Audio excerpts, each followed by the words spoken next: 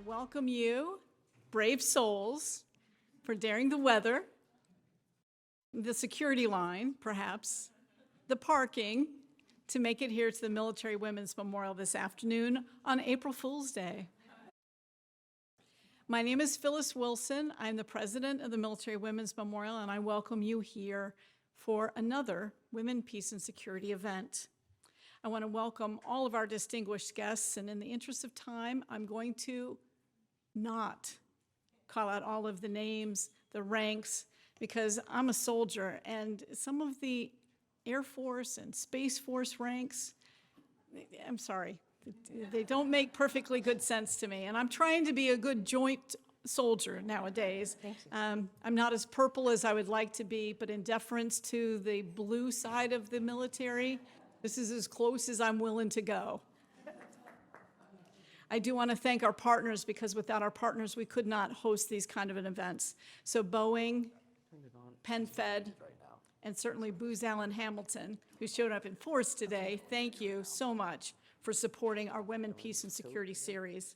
I want to tell you a little bit about what we do here at the Military Women's Memorial. We are the only major national memorial to honor and tell the stories of the more than 3 million women that have defended this nation all the way back to the Revolutionary War.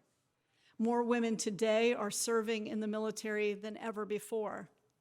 And sadly, more of those women than ever before don't know that this is their memorial and that there is a place here to safeguard and forever tell their personal story that makes our collective story so powerful. So do share with anybody that you know that is or has served in the military. This is their place for their story, not because of them as an individual, perhaps. Many of them marginalize and minimize what they do. I'm weary of that. I've been here almost 5 years, and the I am only and I just finished the sentence in service to this nation has grown old. If not for you, register for those generations before us that did it when it was a lot harder and much more difficult than it is for us today. We have a video playing outside. Thank you. May I introduce to you my amazing board chair, Major General Army retired, Jan Edmonds, who's closing our door for us. Thank you, Jan.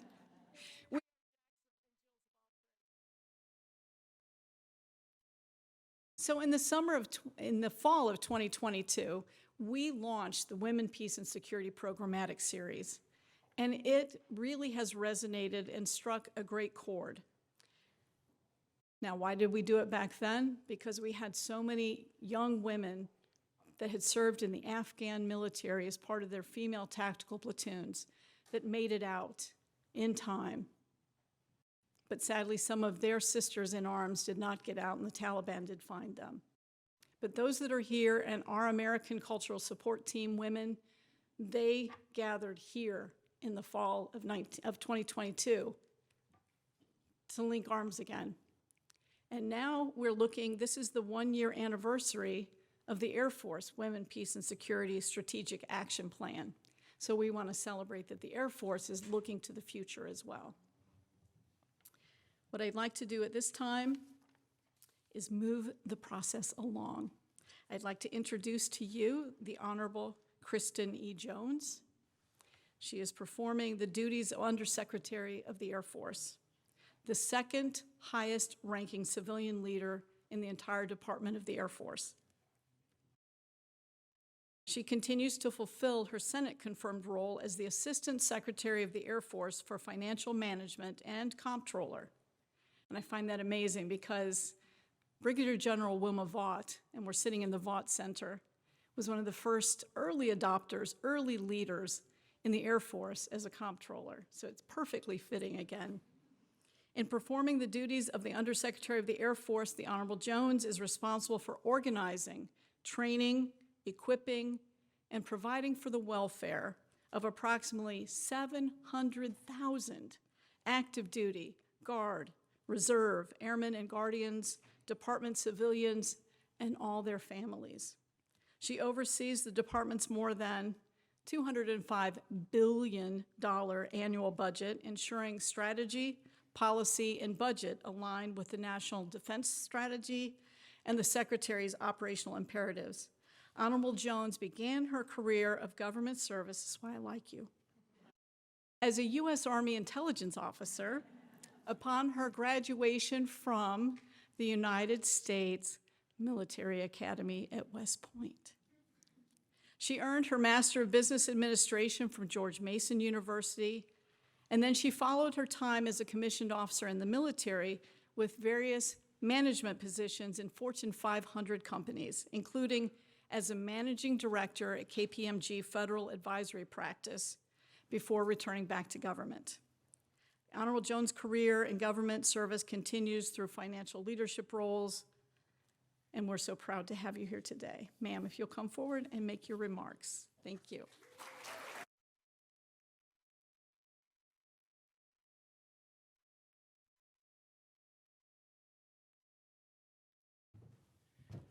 Good afternoon. It's such an honor to be here in this inspiring setting with so many incredible women. I'm grateful to the Military Women's Memorial Team for all of their effort to organize this event. The Department of the Air Force released its Women, Peace, and Security Strategic Action Plan 1 year ago in April of 2023. This anniversary gives us an opportunity to reflect on the importance of WPS principles.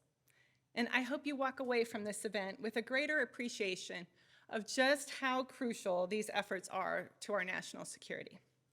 So I'll start with the story.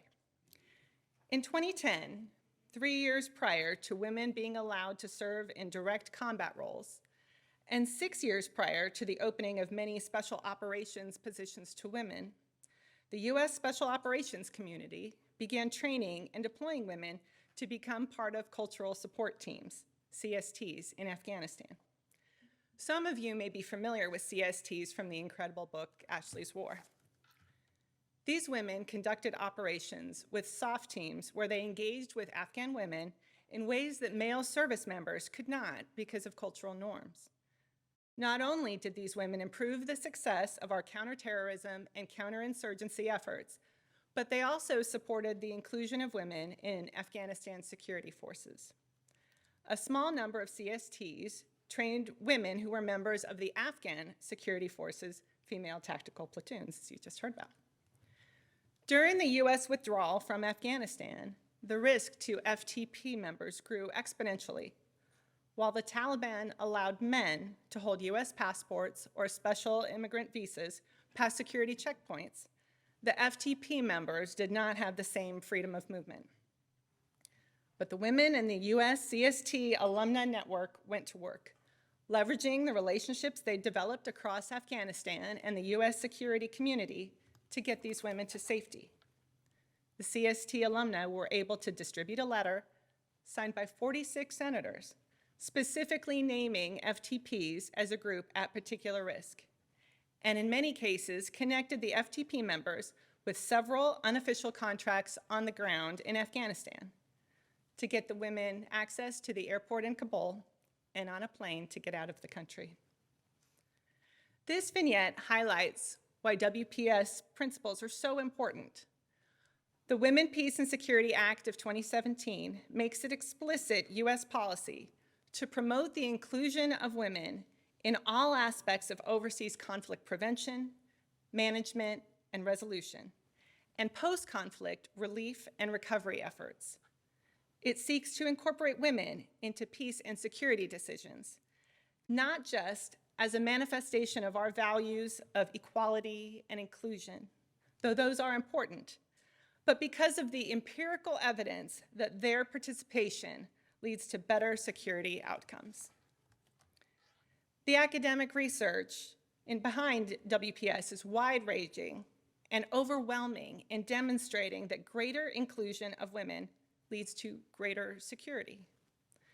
This foundation led to the UN Security Council that urges member states to ensure increased representation of women at all decision-making levels in national, regional, and international institutions, and mechanisms for the prevention, management, and resolution of conflict. This same foundation also recognizes that protecting the rights and security of women and girls and understanding the specific impact of armed conflict on them contributes to international peace and security. As we work to strengthen a rules-based international order amidst growing threats, it's useful to remember that research demonstrates that the best predictor of a state's peacefulness is not in its level of wealth, its level of democracy, or its ethno-religious identity. The best predictor of a state's peacefulness is how well its women are treated. These principles led to the creation of a United States DoD Women, Peace, and Security Strategic Framework and Implementation Plan with 3 objectives. First, that the DoD exemplifies a diverse organization with women's meaningful participation in the development and employment of the joint force. Second, that women in partner nations meaningfully participate at all ranks in defense and security. And third, that women and girls are safe and secure, especially during conflict and crisis. Well, we certainly haven't achieved all of those objectives yet, but I hope you can see the power behind WPS. We saw it in action with the CSTs in Afghanistan. Women were pushing boundaries to participate in areas where they'd been traditionally excluded, and we were more successful because of it.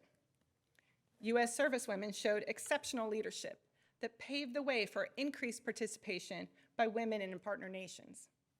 And finally, having an understanding of the interaction between gender and conflict allowed us to provide security for women who were at heightened risk.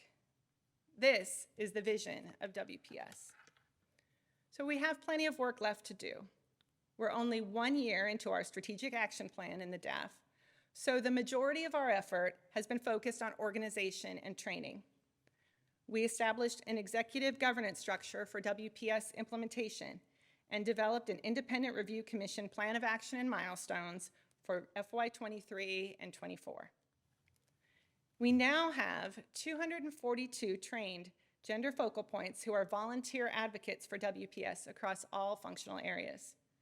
We have 21 gender advisors providing functional advice to commanders and staff, and we've established a special experience identifier for their certifications. We've published DAF public affairs guidance, developed a gender analysis checklist, and began collecting data for the first DAF level gender analysis. We've provided training to 121 DAF senior leaders and multiple COCOMs. And we've brought a DAF WPS program manager, Ms. Nanette Howard, who's been integral to today's event and much of the momentum behind DAF WPS. Let's give her a hand.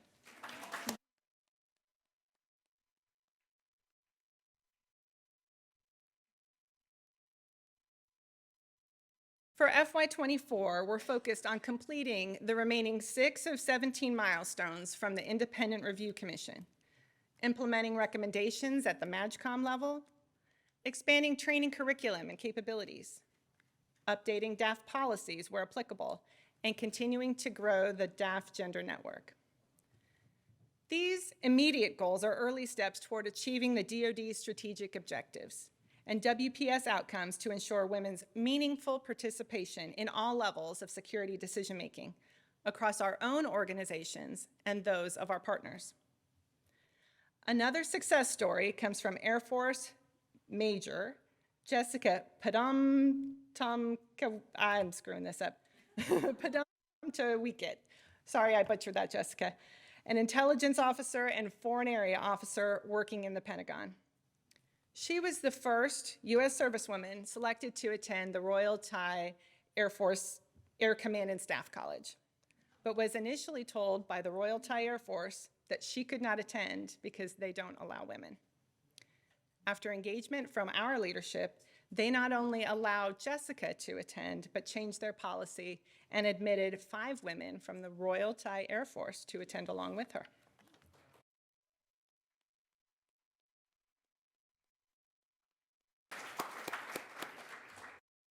All 6 graduated last September and had an audience with the King of Thailand just last month. Jessica is now using her valuable experience managing our relationship with a partner critical to our strategic competition. The Royal Thai Air Force has also been strengthened as they include more talented women in their own leadership ranks. So we've already seen results from our efforts to implement WPS principles. We saw the direct impact of gender advisory support in Operation Allies Welcome. Working in coordination with DHS, NORTHCOM deployed 8 trained gender advisors to support the task forces resettling Afghan evacuees into the United States. EUCOM worked on the recruitment and promotion of women within the Bulgarian Armed Forces logistics community, including the participation of more senior-level women aimed at ensuring that our partners can move and support allied and U.S. forces. U.S. Space Command established WPS subject matter expert exchanges with partners from Thailand, Brazil, and Colombia. I'm excited that you all will hear more about that WPS implementation in Global Sentinel later today. U.S. AFRICOM integrated WPS considerations into intelligence community conferences, specifically on ways women can be involved in counterterrorism forces and prevention programs. U.S. Cyber Command discussed the recruitment and retention of women and girls in STEM programs at the Inter-American Defense College. U.S. INDOPACOM is bringing together allies and partners and ensuring women are at the table to address climate security, human trafficking, and gaps in our data to help us understand gender-based issues. As the complexity of our security challenges grow, the principles of WPS will only increase in importance. A recent RAND study notes that incorporating WPS principles as a component of strategic competition could facilitate a more holistic approach to preventing and deterring conflict. The United States can bolster its goal to be a preferred partner of choice with allies and partners by demonstrating a commitment to ensuring human rights and the rule of law. I know we all can commit to that. By contrast, it's interesting to note that the Chinese Communist Party's Politburo currently has no women in it for the first time in 25 years. As China regresses toward more traditional gender roles and Russia embraces a deeply patriarchal authoritarianism, it's not surprising that they've also pursued more aggressive foreign policy. The United States' willingness to include women at every level of decision-making will have a measurable impact on our ability to succeed in global strategic competition to promote a rules-based international order. So how do we bring this vision to reality? First, we need to make sure women are participating in every dimension of national security. In areas where we still haven't achieved that, we need to mentor, support, invite, and encourage women to be in the room, at the table, and in the fight. Second, we need to encourage our partners to do the same. Those of you interacting with our allies and partners, make sure they know the importance of WPS principles and how women's participation will improve their own security. Finally, we need to speak up for the protection of women and girls as a national security priority. As I close my remarks, I hope you've gotten a glimmer for why the WPS agenda is so important. It's central to everything we do in national security. It aligns with our democratic principles of life, liberty, and the pursuit of happiness, with equality and inclusion. But it's based on achieving better security outcomes at every level. It helps us prevent and deter conflict. It ensures better outcomes when conflict does occur, and it creates more enduring peace after conflict. We've seen some of these outcomes already, but we're still in the early stages of that story. I look forward to hearing about the future chapters that I know will be written by many of you through the commitment and perseverance of all of you. Thanks very much.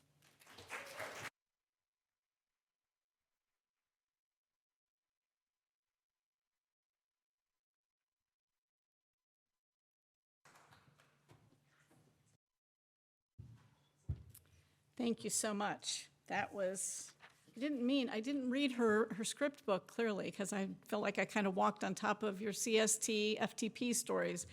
But those are worthwhile to tell more than once and to tell them often. The strength and the courage of some of these women are just, I never grow tired of them, of learning about them, learning more about them. And I encourage you, if you've not read Ashley's War, please take the time. Next, I'd like to introduce, and I hope I get your name right, Gwendolyn Defilippi. Close enough? Defilippi, yes. A member of the Senior Executive Service, she is the Principal Deputy Assistant Secretary of the Air Force, let me breathe again, for Manpower and Reserve Affairs at the Pentagon here in Arlington, Virginia. She is the Senior Career Executive responsible to the Assistant Secretary for the supervision of manpower, military and civilian personnel, reserve component affairs, and readiness support for the minuscule number of 685,000 total force members that comprise the Department of the Air Force. She provides guidance, direction, and executive oversight to the Deputy Assistant Secretaries for Management Integration and Reserve Affairs, as well as to the Director of the Air Force Review Boards Agency. Long titles.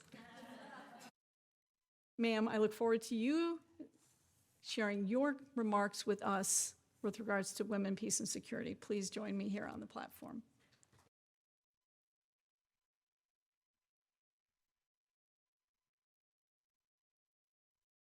I worked for the Army for a while, and Carl Schneider was my boss, and he used to say when they would introduce him as the Principal Deputy Assistant Secretary of the Army, that the more words you have, the less important you are. So there you have it. Esteemed guests and honored veterans, thank you for the privilege of joining you today as we celebrate the first anniversary of the Department of the Air Force releasing its Women, Peace, and Security Strategic Action Plan, and for allowing me to join you in reflecting upon the past, present, and future impact of including gender perspectives across all air and space functions. Today, as we stand on this sacred ground in Arlington National Cemetery, surrounded by the solemn memorials of those who have given their lives in service to our nation, we are reminded of the profound debt of gratitude we owe to all who have worn the uniform of the United States Armed Forces. In particular, I'm reminded of my two grandmothers, one of whom served in uniform and the other who worked in the defense industry, both during World War II. One served as a nurse and the other safety-wired aircraft as Rosie the Riveter.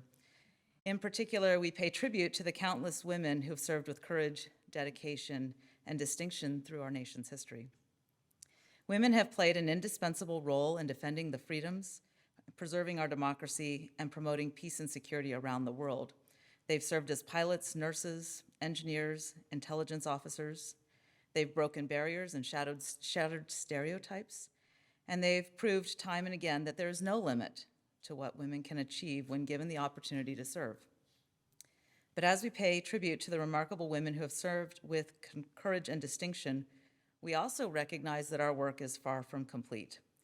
We live in a world that is increasingly complex and interconnected, where the threats we face are constantly evolving and where the need for innovative solutions to global challenges has never been greater.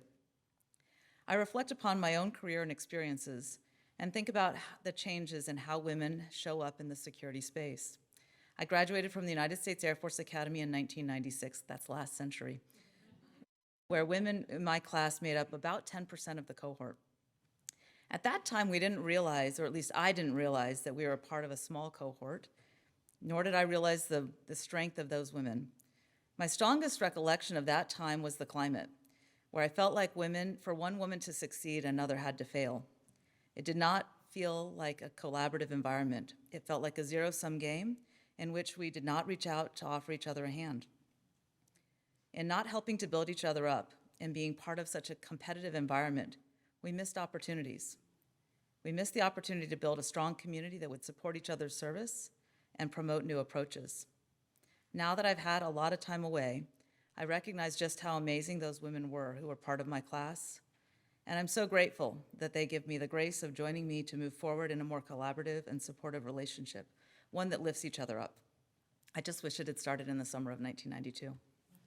I contrast that with my daughter's West Point experience. She graduated in 2022, and my observations as a mom and a coach is that her experience was far different. It seems to me that today's academies support collaborative communities where young women build with one another. It seems to be an environment poised to think differently about conflict and about solutions. It seems intuitive that you get a more peaceful world when you include multiple perspectives. And yet it's clear that we have deferred security over many eons to men. It's been uncomfortable for Western society to see women in security roles. And that's why the Department of the Air Force is proud to stand at the forefront of efforts to promote peace and security through Women, Peace, and Security, which was established to integrate gender perspectives into all aspects of Air and Space Force operations. Women, Peace, and Security recognizes that including gender perspectives in mission planning, training, policy, and doctrine is essential to achieving our national security objectives. We still find places where all perspectives aren't represented at the table. Women, Peace, and Security isn't just making sure that women have a place at the table within DoD. It's making sure the right voices are heard when solving complex security issues across the globe. To consider all things that contribute to security, not just armed conflict, with the ultimate goal of enhancing security and sustaining peace by including perspectives, all perspectives. Research has shown that when women are involved in peace processes, the resulting agreements are more durable and sustainable, and the likelihood of relapse into conflict is significantly reduced. At its core, the Women, Peace, and Security program is built on the recognition that women play a vital role in conflict preservation, resolution, and peace building. It also shows that countries with higher gender equality have a more stable and peaceful society overall. I'd like to highlight the key objectives of the Department of Air Force's Women, Peace, and Security program in integrating into our work. These objectives serve as guiding pillars, steering us towards a future of inclusivity, stability, and progress. The first is the integration of women, peace, and security principles within all functions of the Department of the Air Force. As evidenced by the invaluable feedback from combatant commanders following Operations Allied Welcome, the need for capabilities of the Women, Peace, and Security workforce for operations has never been more apparent. The Department of Air Force has risen to this challenge, emerging as the sole military department to successfully publish specialized experience identifiers for the 2 gender advisory workforce positions that are recognized by the DoD Joint Staff. This instrument serves as a testament to our commitment to providing qualified gender focal points and gender advisors when requested, ensuring that our operations are not only effective, but are also cognizant of the critical roles of gender perspectives in conflict resolution and peace-building efforts. The second objective of our strategic plan has been adding women, peace, and security considerations into our operations and exercises. Our esteemed gender advisory workforce stands ready and equipped to provide commanders with unparalleled gender analysis capabilities. Through their expertise, we gain valuable insights into the operational environment during the mission planning process. By examining gender roles and perspectives within specific societies or contexts, we enrich our planning process, fostering more comprehensive and informed strategies that resonate with the diverse realities on the ground. Our third objective is our commitment to implementing women, peace, and security principles in security cooperation efforts. With 107 countries worldwide boasting women, peace, and security national action plans, the Department of the Air Force recognizes the significance of leveraging this common thread to engage with nations across the globe. By embracing women, peace, and security as a cornerstone of our security cooperation endeavors, we not only foster meaningful partnerships, but also gain a strategic advantage in the ever-evolving landscape of global competition. Incorporating women, peace, and security initiatives into Air and Space Force operations and exercises is not only a moral imperative, it is also a strategic imperative for advancing our nation's security interests and promoting global stability and prosperity. By harnessing the full potential of our nation's diverse talents and perspectives, we can build a more just, inclusive, and peaceful world for future generations. As we honor the legacy of the women who have served and sacrificed, let us also recommit ourselves to upholding their legacy by continuing to champion gender equality and inclusion in all facets of our military and society. Together, let us strive to build a future where every man, woman, boy, girl, and gender-diverse person can fulfill their potential and contribute to a more just and peaceful world. Thank you.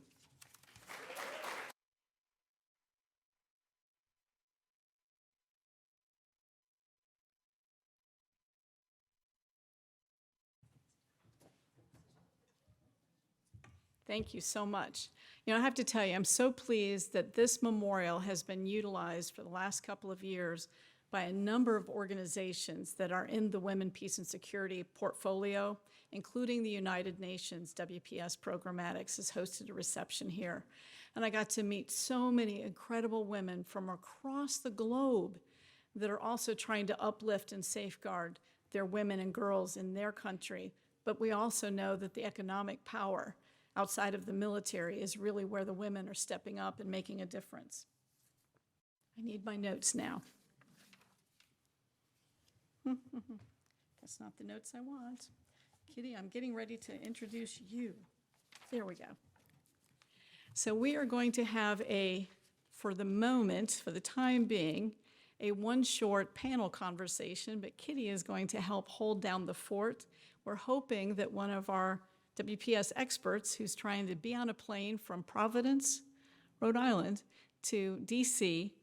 She's trying hard to be here. So if nothing else, I'm going to give her the microphone at the end of this event, if nothing else, or you'll get to chat with her at the reception when I'm certain she gets a glass of wine and she can decompress a little bit. But in the meantime, I'd like to introduce to you, it was so great to get to know you earlier, and she's fallen in love with the memorial, by the way. Jan, she's offered to help us. So Kitty Pilgrim is an award-winning broadcast. I know, you're not going anywhere. She is an award-winning broadcast journalist and thought leader on how global communications shapes policy and international relations. After a 20-year career as an international correspondent and a primetime anchor at CNN, she is now a lifetime member of the Council on Foreign Relations and teaches and lectures on leadership communications and on women, peace, and security. So Kitty, I'm going to hand this microphone over to you, and you will take over and lead this incredible panel. Thank you so much.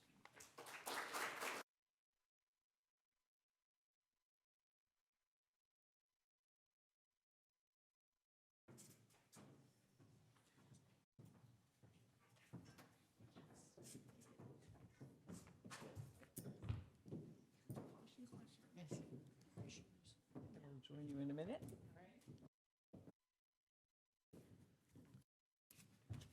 Good afternoon. I'll put the microphone up, as I always have to do. So we are hopefully going to be joined by Dr. Joan Johnson-Freese. And in the event that she skates in here in a burst of energy, I'm just going to tell you who she is, because we are hoping to add her to the panel. So Joan Johnson-Freese, who is presently absent, has been active in space security for 25 years. She has written 7 books on the subject and has testified before Congress multiple times. She has served on as a faculty member of the International Space University on the boards of Secure World Foundation and Breakthrough Starshot. And she's also held the Charles Bolden Chair of Science and Space Technology at the Naval War College. She is a leading voice in women, peace, and security. She teaches courses. I actually took her course at Harvard last year.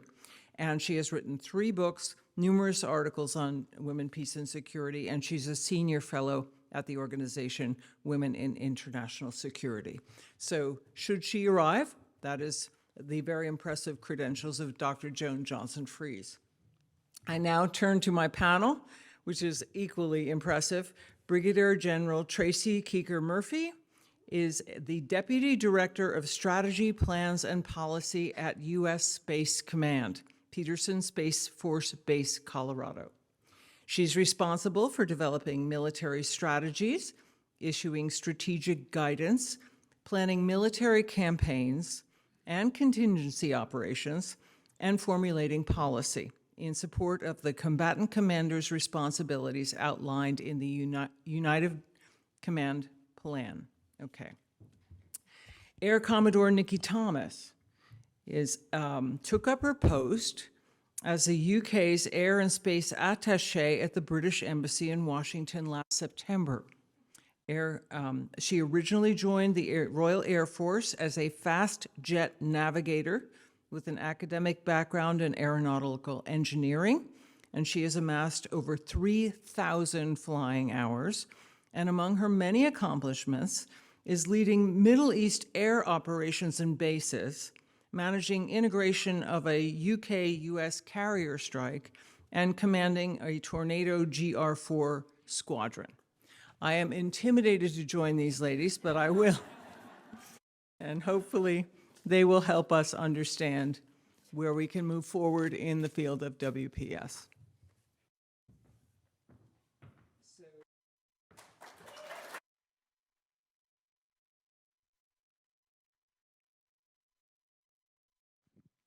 So let me just say, I am absolutely thrilled to be here with you.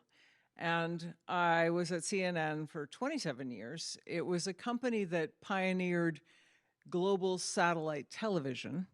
So I'm especially fascinated by the work you do in space security. And I really can't wait to hear your thoughts on how all of this intersects with WPS. So let me just start with a comment. I was watching a video on the US Space Command website and got really sucked into the vortex of that. You should look at it.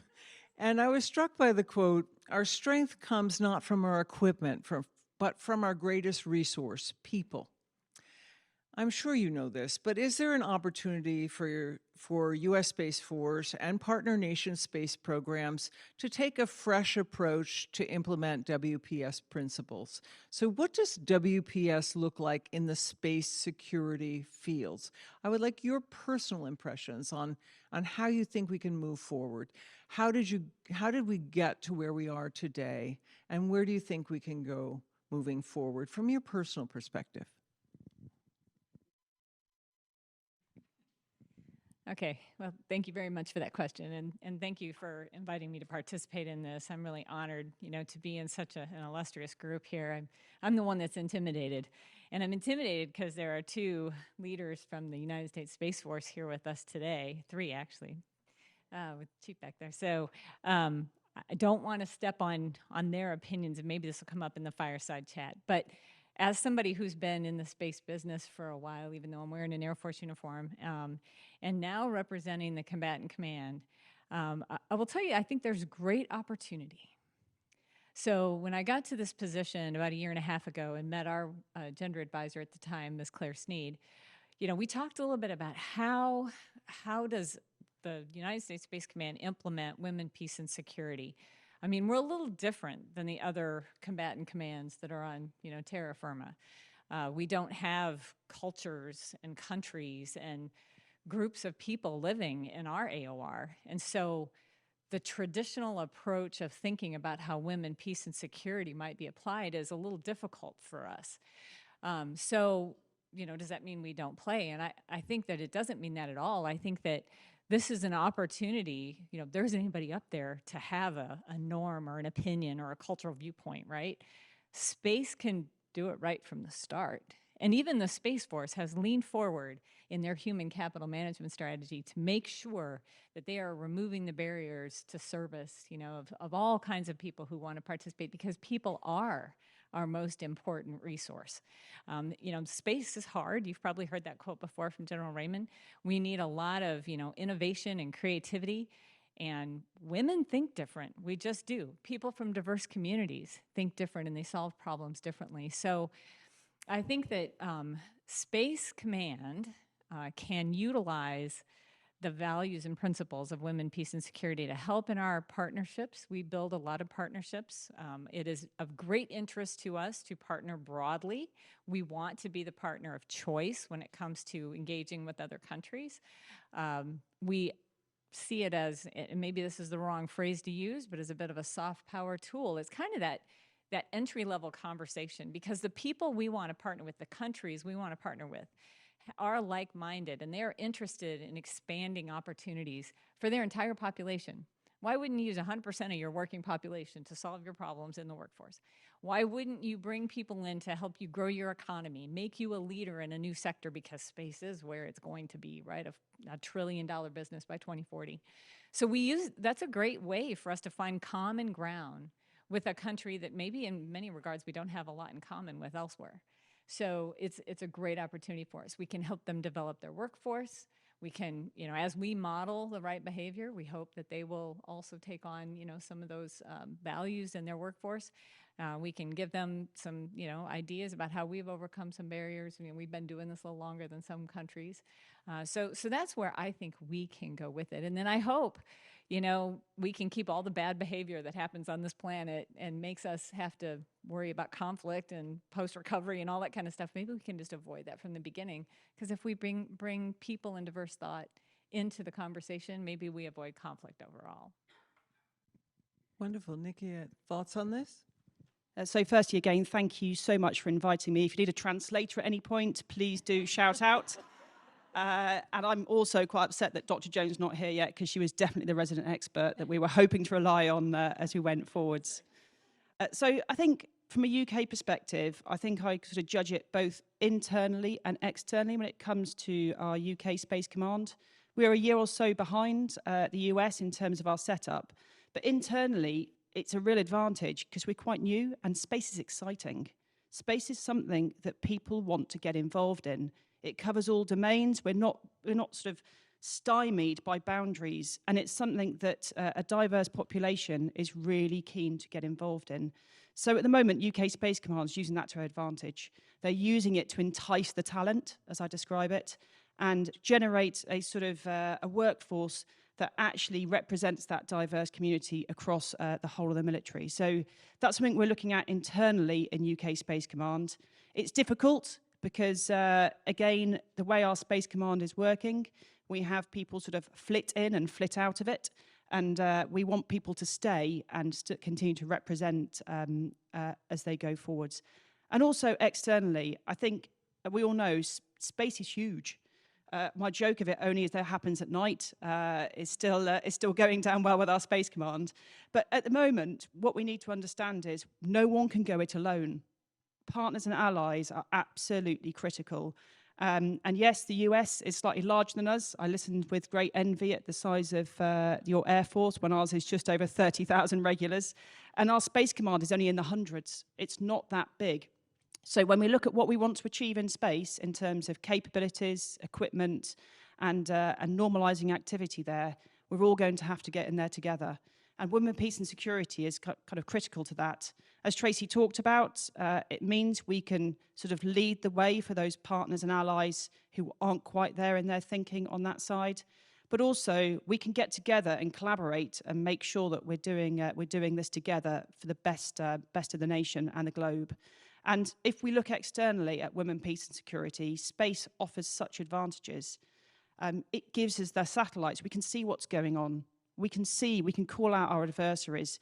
The technology it provides is a real advantage, not just for us thinking about the space world, but also how it can help the globe going forwards. You talk about retention, and certainly the technology world has its allure. And probably everyone in school wants to go to whatever tech center in their country is thriving now. Is it a problem recruiting into space? What do you think the pitch should be? Because I realize you may not be actively recruiting yourselves, but what do you think the allure could be? What would you say to a prospective applicant into the space sector that would sort of pull them away from the lure of making a lot of money in the tech sector? How do we recruit? How do we lower the barriers for women and other groups in the space domain? So we're all recruiters, right? Everybody in here. It's interesting. I had an opportunity to chat with a group of women at a Halifax symposium a while back, and we were discussing why do women not join the military or join the military. And the reason it came up is because, you know, when I came in the Air Force a long time ago, I'm going to, you know, women were maybe like 20% at the time. And of course, not all jobs were open. And everybody thought when we lifted that barrier that the numbers would go way up. But we're still at about 20%, give or take. It depends on which service. So what is the barrier, right? Why don't women want to serve? And I was surprised to hear one of the women say, she was an 06 from, I think she was Canadian. She said that, but maybe women don't want to, you know, it's not that women don't want to defend their nation, but the idea of killing other people is not something people are excited about, right? And probably nobody's excited about that. So maybe, if that's the case, if that is a barrier, maybe space is different. Come serve in the Space Force, defend your nation using technology, using modern capabilities, be the eye in the sky, the communication path, the warning system, you know, whatever it is, that, and be a part of that, that ability to keep the nation and the globe secure, you know, without necessarily knowing that, you know, the first time angers flare, you're going to find yourself on the front line. I mean, if that is something that women struggle with, and maybe this technology kind of based service is a little bit different. What I think is interesting, though, is who remembers after 9/11, some of you might be too young, 9/11, there was this great cartoon, like in the New York Post or wherever, it showed the Statue of Liberty holding like the baby United States on her hip and had like a big revolver in her hand. So women are not afraid to fight for what they care about. I think they just have to believe in what's happening. And so, you know, making sure that we are, you know, we're telling the right story and we're doing the right thing, I think is super important for us to recruit. I was also having a conversation, and retained, by the way, and guess what? You come in, you learn all the cool skills, and then maybe you go out and you make a ton of money in tech sector, I don't know. But was having a conversation with somebody out in the hallway earlier about, it's interesting because I'm a reservist. I spent the first 8 years on active duty and came into the reserve, and I'm now back on an EAD tour.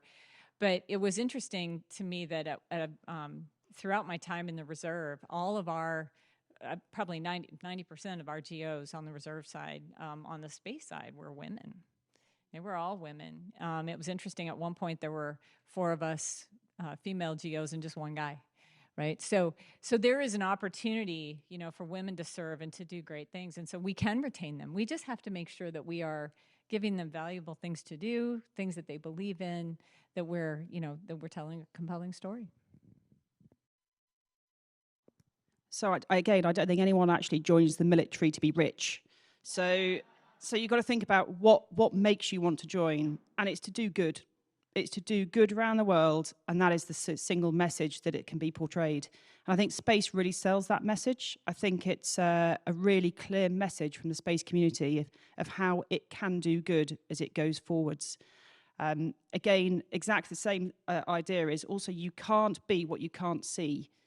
So everyone here who sits in a uniform is an active recruiter.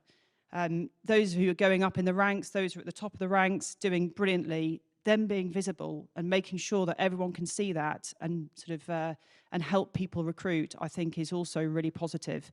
I think we've come through a time in the UK military, for example, where women are getting to the top ranks. In our British Army, we have the Deputy Chief of the Joint Staff is female. We've had sort of 3-star level females now across the UK, and that is definitely helping us to recruit. Our Space Command doesn't recruit directly, it recruits from the other services in the military. So it's quite a difficult message to go into the public to say, join Space Command. You've got to persuade them to join another service first before they come in. But actually, that sort of case for good, I think, is the easiest sales pitch out there. You know, we hear about women having such a difficult time in STEM, and I personally do a podcast now in my free time about STEM and women.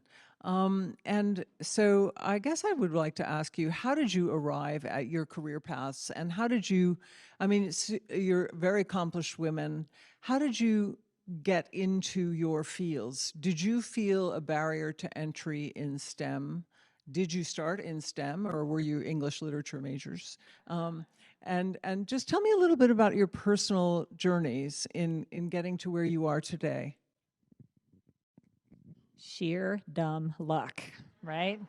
And timing, right? Isn't it better to be lucky than good? No, seriously, so I'm a geology and a geography major. The only thing STEM maybe about that hard science is rocks and geology. But no, I think I was just really fortunate. I started out as an ICBM officer. I've thought a lot about, how did I face any barriers as I was coming up through the Air Force, especially in the last year and a half being involved in WPS. And if I did experience barriers, I was oblivious to them maybe, or I just decided that I wasn't going to let them get in the way. So I did ICBMs for 4 years, then I was the chief of social actions, which is military equal opportunity from 95 to 98, which was maybe a little prep course for, what I'm involved in now for WPS. But, and then I separated and came in the reserve, but it wasn't because I was driven out. It was because, well, I don't know. Maybe it was. My husband and I had not been able to get a joint spouse assignment. We finally got a joint spouse assignment, and then they were going to try to separate us again. He was going to go to Alaska, and I was going to go to F.E. Warren, Wyoming. So we decided, both of us, that we just weren't going to do that anymore, and we were going to get out. But we joined the reserve, and that's why I mentioned the female generals I've known. I felt like, the reserve is an opportunity, for people to continue to have families, have some stability, have some choice. And I think the Space Force now has the Space Force Personnel Management Act, which is trying to kind of embrace the values and the good things out of the reserve and put that right into the service. To me, this is a great opportunity for us to knock down some barriers, because it's not hard to separate from the active duty and to go in the reserve, but it's impossible to go back. So it's just a great opportunity. I really look forward to seeing how that works out. I hope that it does offer the opportunities. So wasn't STEM, but I got lucky because when I came into the reserve, I ended up in a space unit, and they kind of taught me everything that I needed to know, and it's been 20 some odd years since, and it all worked out. But I think that STEM is super important. I think talking our kids into being involved in STEM, and it isn't just about being able to recruit into the military. Our nation needs STEM. Not just girls. We need everybody to be involved in STEM, because the future is technology based. And we're going to have to understand how to do that. So I was quite a mercenary child, is how I describe myself. And so when I was looking to go to university, it was expensive. And my sister was only an academic year ahead of me. So I thought, well, I'm just going to get some sponsorship. I had no military background. I've got no family with military background. I just wanted hard cash. So I applied for all three services that we had represented at the time. I applied for any sort of British aerospace. I applied for anything that I thought might give me money to buy alcohol and have fun at university. So, and actually, the Air Force came back first. When I applied for the Air Force, I wanted to be a navigator, and my backup choice was engineer, because I was going to go and do engineering at university. And you do all your sort of selection scores. They offered me pilot, which I said, no, thank you. I'd been once on a holiday to Europe in an aeroplane, and that petrified the idea that I might actually have to fly it. So I joined as a navigator. Officer training was interesting. I'm not a massive fan of marching or being told what to do. So you do the whole smile your way through it. And then I got to navigator training and found something that I absolutely fell in love with. I could use my common sense and my maths to get you anywhere in the UK plus or minus 5 seconds in an exact space and time. And that was a challenge that I absolutely adored. And then once you find something you love, it's easy, isn't it? You can actually just get on and you can just do as you need to do going forwards. Would I expect to have ever sat here when I sort of went for selection? Not a chance. But once I got on the navigator sort of course and I got onto the Tornado, I realized that I'd found something that suited my brain, it suited my mindset, and therefore I just wanted to do more and more of it. In terms of STEM, yes, I did an engineering degree, and I'm quite proud of that. I don't really use it very often, but what I do is I go back to, when I'm in the UK, I go back to my friends' children's schools, and I talk about how cool it is to use maths, use engineering, and the practical nature of it. Parents love and hate it, because I say if you want to fly jets in the Air Force, you've got to do some maths.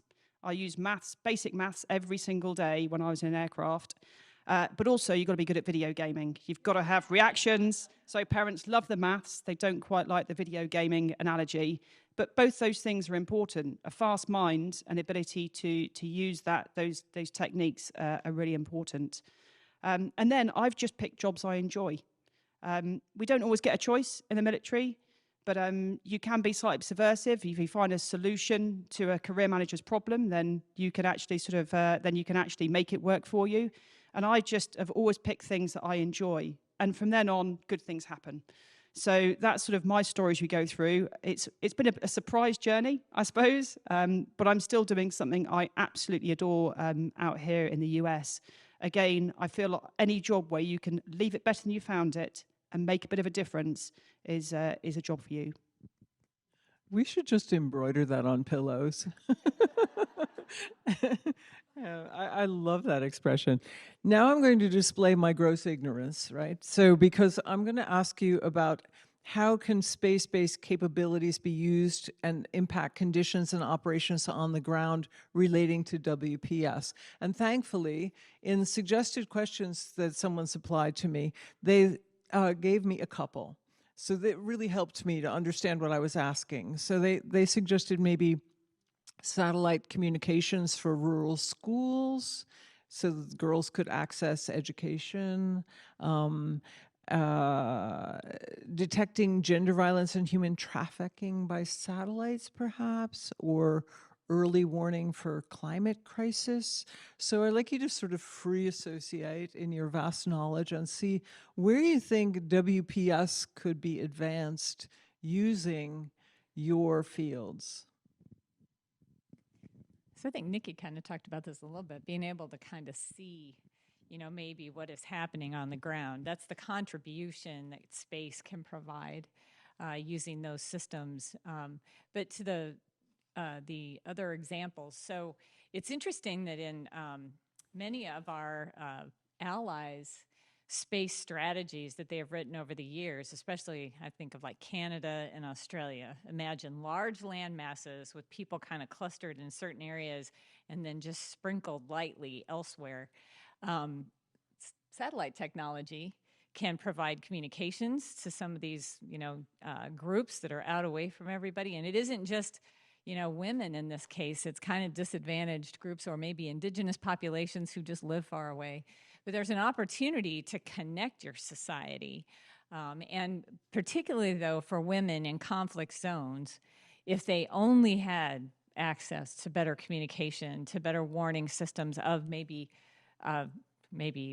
natural emergencies or, crisis emergencies, being able to send your daughter to school, via the internet instead of her having to go to a school. This is a way that you can bring more women into education, maybe bring more STEM. It almost feels like the access to things would allow societies that are willing, to maybe bring women into the mainstream, more women and girls, if they just use the access that satellite and space technologies can bring.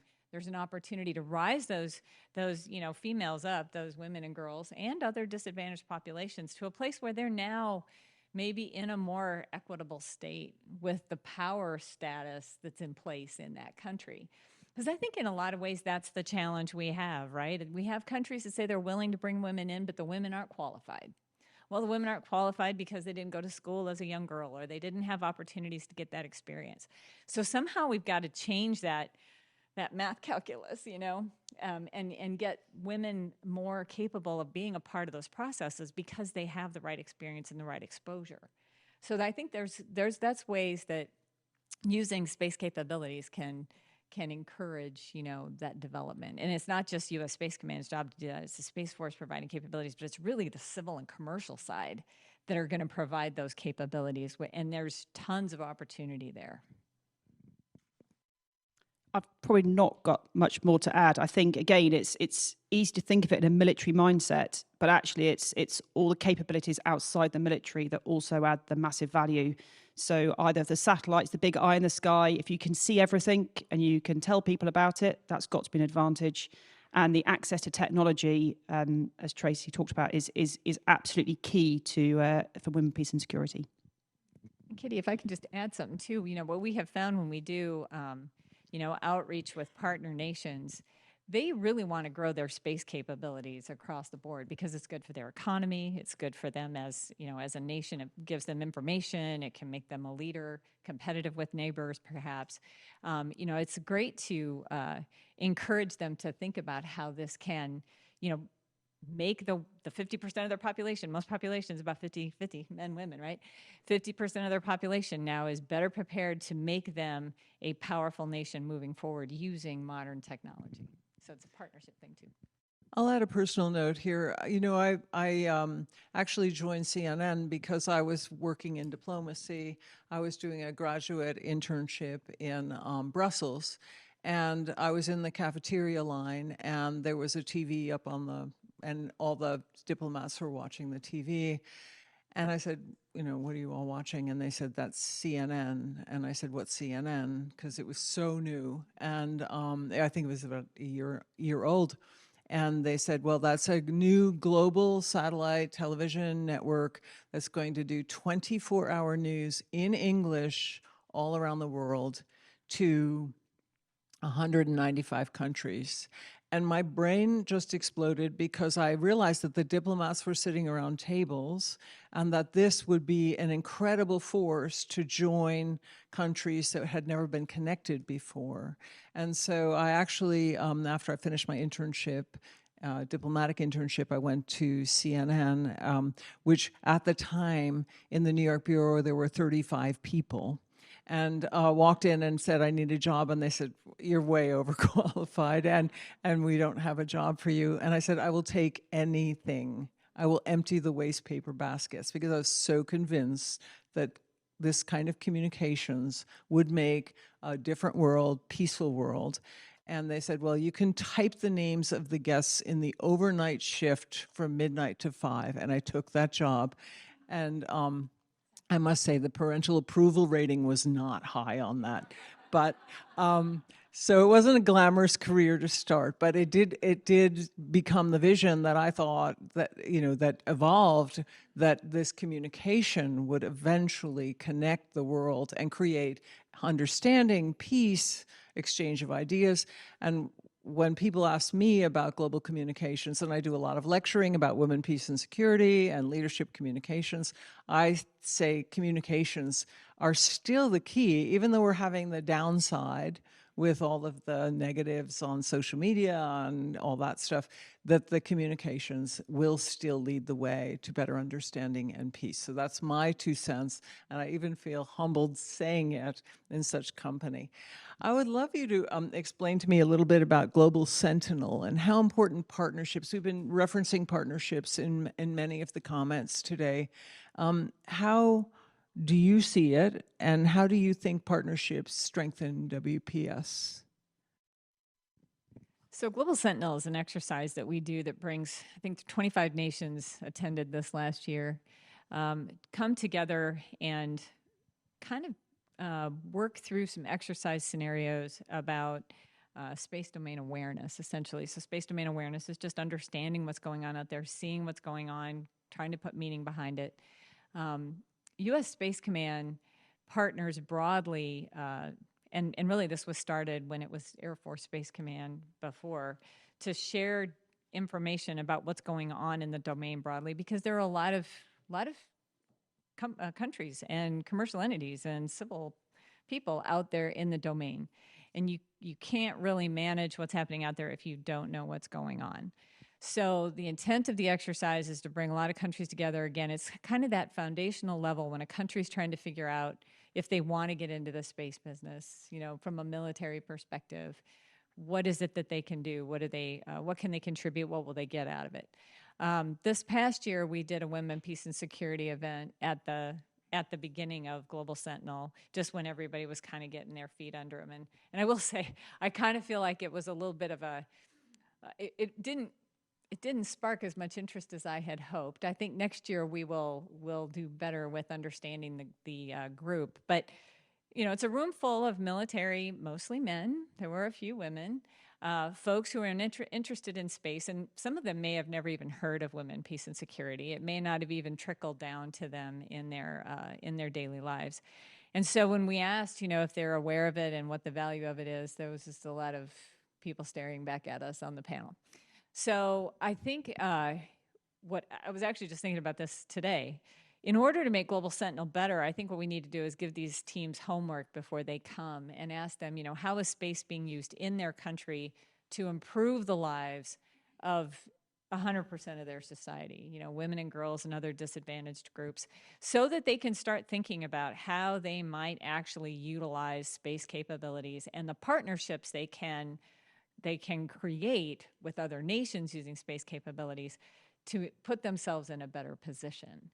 So I think what started out as kind of a technical exchange and a way to calibrate our sensors so we can all contribute in, space domain awareness information. What started out as that with kind of a focus on, establishing a better understanding of what's going on in the domain from maybe a military perspective, I think it could grow to be something more than that. And that's why I think there's an opportunity for Space Command and the Space Force and the space enterprise writ large, partnering with civil and commercial, to see WPS in a different way, to see it more broadly as a way to keep the domain peaceful. Because we've always said we want space to be a peaceful domain for all humanity to use as they can. And I think we've got to figure out ways to do that, because we could trend in a more militaristic direction if we let ourselves, because of what's happening in the domain, not just, what the stand-up of a Space Force and Space Command, but what our adversaries are doing, which is what prompted us to do that. So I think, we can try to find a way to make women, peace, and security kind of a leading focal point. At least I would like to, and I guess we'll have to, partner broadly to do that. But that's what Global Sentinel does and could become, I think, if we would apply it. Interesting. Nikki, I also want to ask you about 2 years ago, the US and the UK signed an enhanced space cooperation memorandum of understanding. If you could touch on that as well. So I'll touch on that first, and I'll move on to a bit on Global Sentinel from my perspective. So I don't think collaboration between the UK and US is new in any way, but it's always good to put on a bit of paper and sign some things to hold people to account. So kind of that's exactly what it's all about. It's how do we understand how we collaborate, we share, we integrate, we war game, we train, because if we are going to do anything in anger, we're probably going to do it together. And the first time we do it shouldn't be the first time we're talking about it. So for me, MOUs, etc., are very critical to making sure that we can take those forward. But when it comes to things like Global Sentinel and sort of the wider collaborations, the more perspectives and mindsets you can bring in the room, the better. Everyone who comes with a different idea, a different capability, a different background, a different perspective, that is going to add value to everyone else in the room. And again, it can be just knowing how each other operate. It can be those really tactical level relationships that are formed. Every little thing makes a difference. So every time we can bring more people into the room, then I think it can be for good. And again, I'm quite enthused by the women, peace, and security angle, and definitely setting homework before people come, because otherwise you spend the first 2 days getting to know each other and working out the problem. If you can think about the problem before you arrive, then you can get much more out of scenarios like Global Sentinel. I myself have noticed that sometimes you go to conferences and start talking about women, peace, and security, and people really don't know what it is. And you have to really start from ground zero and start to explain it from bottom up, because they think they know what it is, but they don't actually understand the principles that we're all talking about. The other thing I'd like to really talk about is private industry, and we've touched on this sporadically as well, but private industry is very much a participant in the combat space now, and in satellite technology. And so do you think that the cross-pollination of the military and private industry is a good thing? Or do you think that perhaps it would be better to use privately developed technology, but not cross-pollinate quite as much? Or some have suggested you could do some kind of rotating workforce with internships and military experience. Or how do you see that working, or do you see it working? Well, as you know, private industry is really where the explosive growth has been in space, particularly like SpaceX, right? You know, Elon Musk. So I think, and that's really, you know, from the beginning of U.S. space policies, that has always been the desire of our government, is to advance the commercial growth of space because it's good for our economy, right? We really want commercial to lead. We want to be the leaders in the world. We want people to come to us for technology. And we you know, can obviously, you know, benefit from some of the R&D that commercial does. And that's, you know, it's always good for us as well. But I think the cross-pollination you're talking about, as I mentioned earlier, you know, if you have folks who are growing up in the military and they get really good space skills, for instance, it's no different than the aviation community, right? I mean, that's always the poster child for how commercial can benefit from what the military does. The military spends $1 million training a pilot. It's probably more than that nowadays with inflation. But then that person eventually separates from the military and then flies for the airlines, and they've got so many hours and they're already fully qualified for the most part. We can see similar things in space. We get, you know, folks in and they get some great skills, and then they can go out and they can help further the commercial sector. Vice versa, commercial can do some really amazing things, and then to bring that capability back into the Space Force from an acquisition perspective or development perspective, you know, industry thinks totally different than we do. They move much faster than the Department of Defense. So the Reserve and now Space Force Personnel Management Act may actually be able to take advantage of the skill sets that transfer back and forth between, you know, Department of Defense service and potentially commercial or civil. But I think we want to be careful about, we don't want anybody to conflate, you know, that commercial is doing military activities. That would be bad. You know, we don't want to put them at risk for anybody thinking we're doing that. And certainly, you know, commercial is supposed to grow for commercial's sake, and we don't want to be non-transparent about that because our adversaries are a little, they kind of mix and gray the line, and we don't like that. So I think keeping them separate is always good, but the skill sets are definitely transferable. That's a great point, and thank you for making it. Yeah, I completely agree. I think I don't think the military and civilian industry sectors are too far separated, but we do need to keep them separate in some scenarios. But in the UK, for example, our civilian space agency and our military are interlinked. We're not very big. So if we want to provide that capacity and that growth, then we do need to work quite closely together. If we talk about we describe it as the whole force concept. It's how do you bring regular, reserve, industry, civilian sectors all together? And I think a real aspiration would be able to bounce across all of those aspects in any career. Will we ever get there? I think it's going to take time, but I think it's a journey that certainly our Air Force is looking to go on as we go forwards. So now I'm going to probably make myself unpopular, because as I was reading about manned space travel. Should we call it something else? I guess under my questions about manned space travel, so I guess about 12% of astronauts have been women. I hope that's the latest statistic. And so give me your perspective about, you know, women as astronauts. How has that evolution gone on? What needs to be accomplished? Are there new goals that you think we could be trying to attain? Where do we go from here in manned space travel? Human space travel. Yeah, so I think that, I think Megan, our gender advisor, Megan Allard-Hughes, provided some statistics on 12% of astronauts have been women, and yet the understanding of the human physiology in space is all male-based, which is really interesting, right?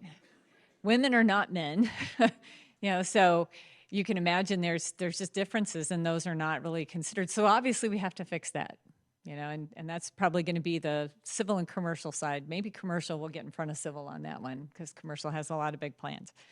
I think that it's imperative that we do that. I think it's really interesting that we managed to get this far into the space age, if you will, and not have kind of a full understanding of the differences of our physiology, because if we're going to go colonize Mars, it's going to take men and women, right? So you're going to have to send some.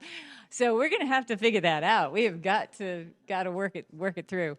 Some of the statistics that Megan found also are that in many ways, maybe a woman's physiology is actually more adept at space travel, if that's the right word, and more designed for that because we're smaller, we breathe less, we take in less calories, we create less heat or something. So it's a ripe area for research. We need some people to be looking at that. But I think women's medical overall is probably an area that's ripe for research. Yeah, so. Can I just say, when I saw that movie where the guy ended up on Mars and had to stay there for a while, he didn't do that great.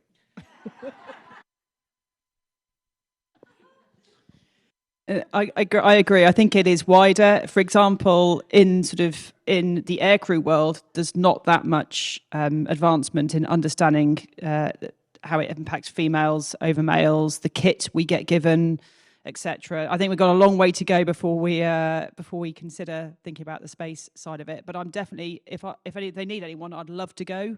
I'm super keen. I would love to have a go at doing that. But I think there's a long way to go. But we just need to start the journey to get there. One last question, and then I'm going to ask for a final comment. But a lot of medical research is being done in space. And do you think that women's issues are being addressed at the same time as just general science? Or is that within your range to comment on? Well, I'm not at NASA or an astronaut, but from what I've heard, I think that they're now aware of the limitations of their information. We have had female astronauts, and I think they've, collected plenty of physical data on them. The question is, what did they do with it? And I think now as the community looks to move forward out into the domain, they'll just have to circle back and make sure that they're giving that serious consideration. I think the other thing too is, there's her name escapes me. There's a female physician who's been studying the biology of women in space, and she actually says something about don't do for me without me. So there's a lot of this discussion of doing research, but not including women in the conversation. I think, women bring a different perspective very often. It's throughout this conversation, and I think anytime you think about how diverse thoughts change a conversation, regardless of what the topic is, we just view things differently very often. We have a completely different perspective. When you asked about any barriers or obstacles we faced, I don't believe I've faced any obstacles or barriers, but I have been very surprised sometimes at how different I'm thinking when I'm the only woman in the room from the way the rest of the room is thinking. That's not a barrier or an obstacle, it's just an observation. And I have to think that that's going to apply across the board on any topic, and space is no different. I must say, I was once in a meeting, and everyone went around the room, and there were probably about 24 men, and they all turned to me after they all got finished and said, "Well, let's ask Kitty. She can look on the bright side." Well, at least they thought you had a diverse opinion. So guess what? They didn't expect you to go toe the company line. We came up with a solution. Excellent. Anyway, thing more. Well, I believe will conclude. We're a little early, but you'll have to forgive us because Joan did not do this like flying superwoman appearance, but she hopefully will join us later. And I would like you to join me in giving a round of applause to our panelists.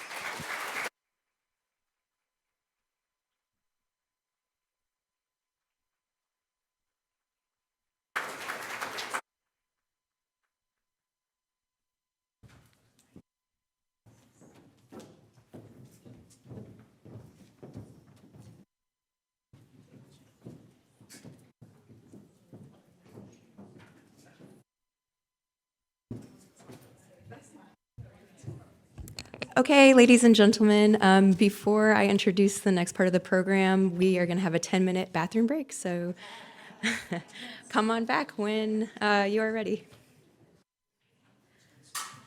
Hello, everyone. Thank you so much for joining us today to hear such meaningful conversation about WPS in space.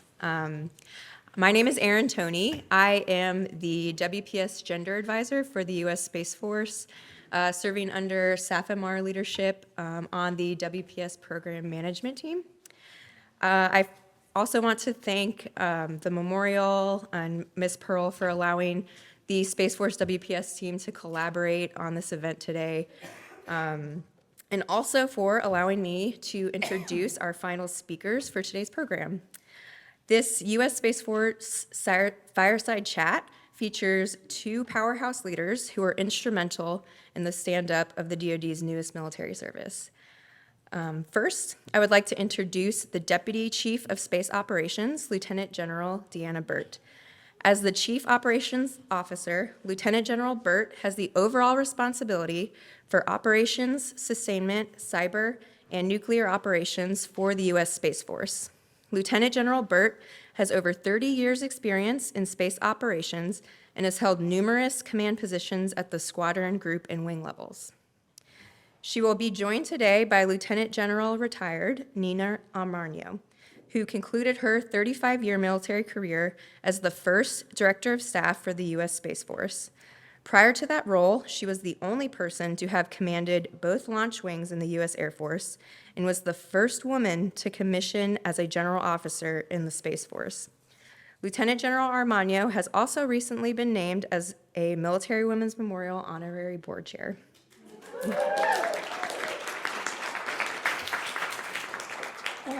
The contributions of these two leaders have been monumental for the success of the Space Force during its inaugural years and will continue to inspire guardians across the nation as we sustain peace and security in the space domain.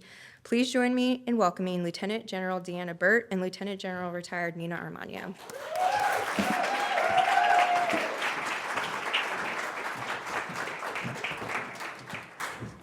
All right, how cool is this?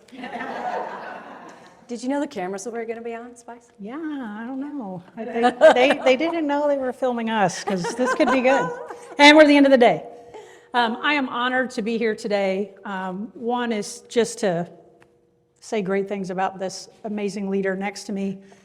It is really not often that you get a chance to recognize your mentor and the person that you have admired all these years. Nina was always just ahead of me in command opportunities, and was always someone I never, unfortunately, had the opportunity to work directly for, but was always working around her. And I was always just impressed at the way she handled herself. She was always someone when I sought advice or asked for feedback, even as I came to the Pentagon for the first time, which has been mind-blowing. But she's always just been that person who is just real and down to earth and willing to sit down and talk to you about anything and everything. And I just appreciate that so much. So I thank you, sister, for being who you are. And I'm so glad we're getting to talk today. We said we didn't want to have a moderator. We just wanted to chit-chat. So watch out. So yeah, so this could be good.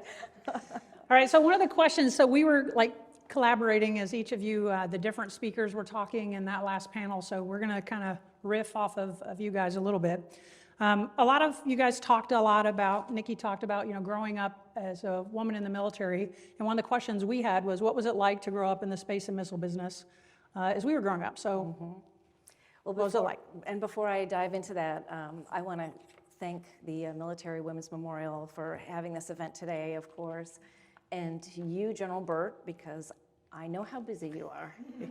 And it's incredible wearing all those hats, especially in this, I guess, life of the Space Force. It's still very young, and there's a lot to do, a lot going on always, but a lot to do because we're such a young service. So thank you for your time. Thanks for being here. And Always. I've always admired you as well because you are a powerhouse, kick-ass warfighter, and I mean, not much gets in your way. I'll just say it like that. So, in fact, this fireside chat might end up being a fireside blaze, depending on How this goes, yeah. on how Spice's day has gone today at the Pentagon. So we might just be whipping it up. There you go. But definitely starting in the military. I graduated from the academy in 1988, And my first assignment was at Beale Air Force Base in California. It's a ground-based radar. I was, well, the base was a flying base. The SR-71 was still flying back then, and the U-2s were flying for sure. But my assignment was at the radar, which is a 10-story phased array radar, kind of on the outskirts of the base. And I definitely felt remote myself, There were no other women, no women officers. I was the only woman officer for probably 3 of my 4 years there. And there were enlisted women, of course. There were women contractors that worked on the site and some civilians, but not a lot of us, and I was the only officer. So that's kind of lonely. And I remember trying to figure out, okay, what have I gotten myself into? It's, first assignment, the academy kind of pumps you up, especially toward graduation. You think you're pretty special, you think your career is gonna be, I'm finally in the real Air Force. And then the real Air Force was just a little bit lonely, and I wasn't quite sure that I fit in, and I wasn't sure how to go about it. So I had, well, especially since a couple of my first conversations went like this. Lieutenant Armagno, welcome to the squadron. Do you have a boyfriend? You're not married. We know you're not married. Do you have a boyfriend? I'm like, no. Yeah, I mean, it's not their business, right? Well, we got some advice for you. Don't get pregnant, because that's just going to take you off the crew floor, and people are going to have to, double down their shifts and cover for you. So just, piece of advice, don't get pregnant. I mean, honestly, I never did. I don't have kids. But, and how much of that initial, I don't know what it was, but it was not cool.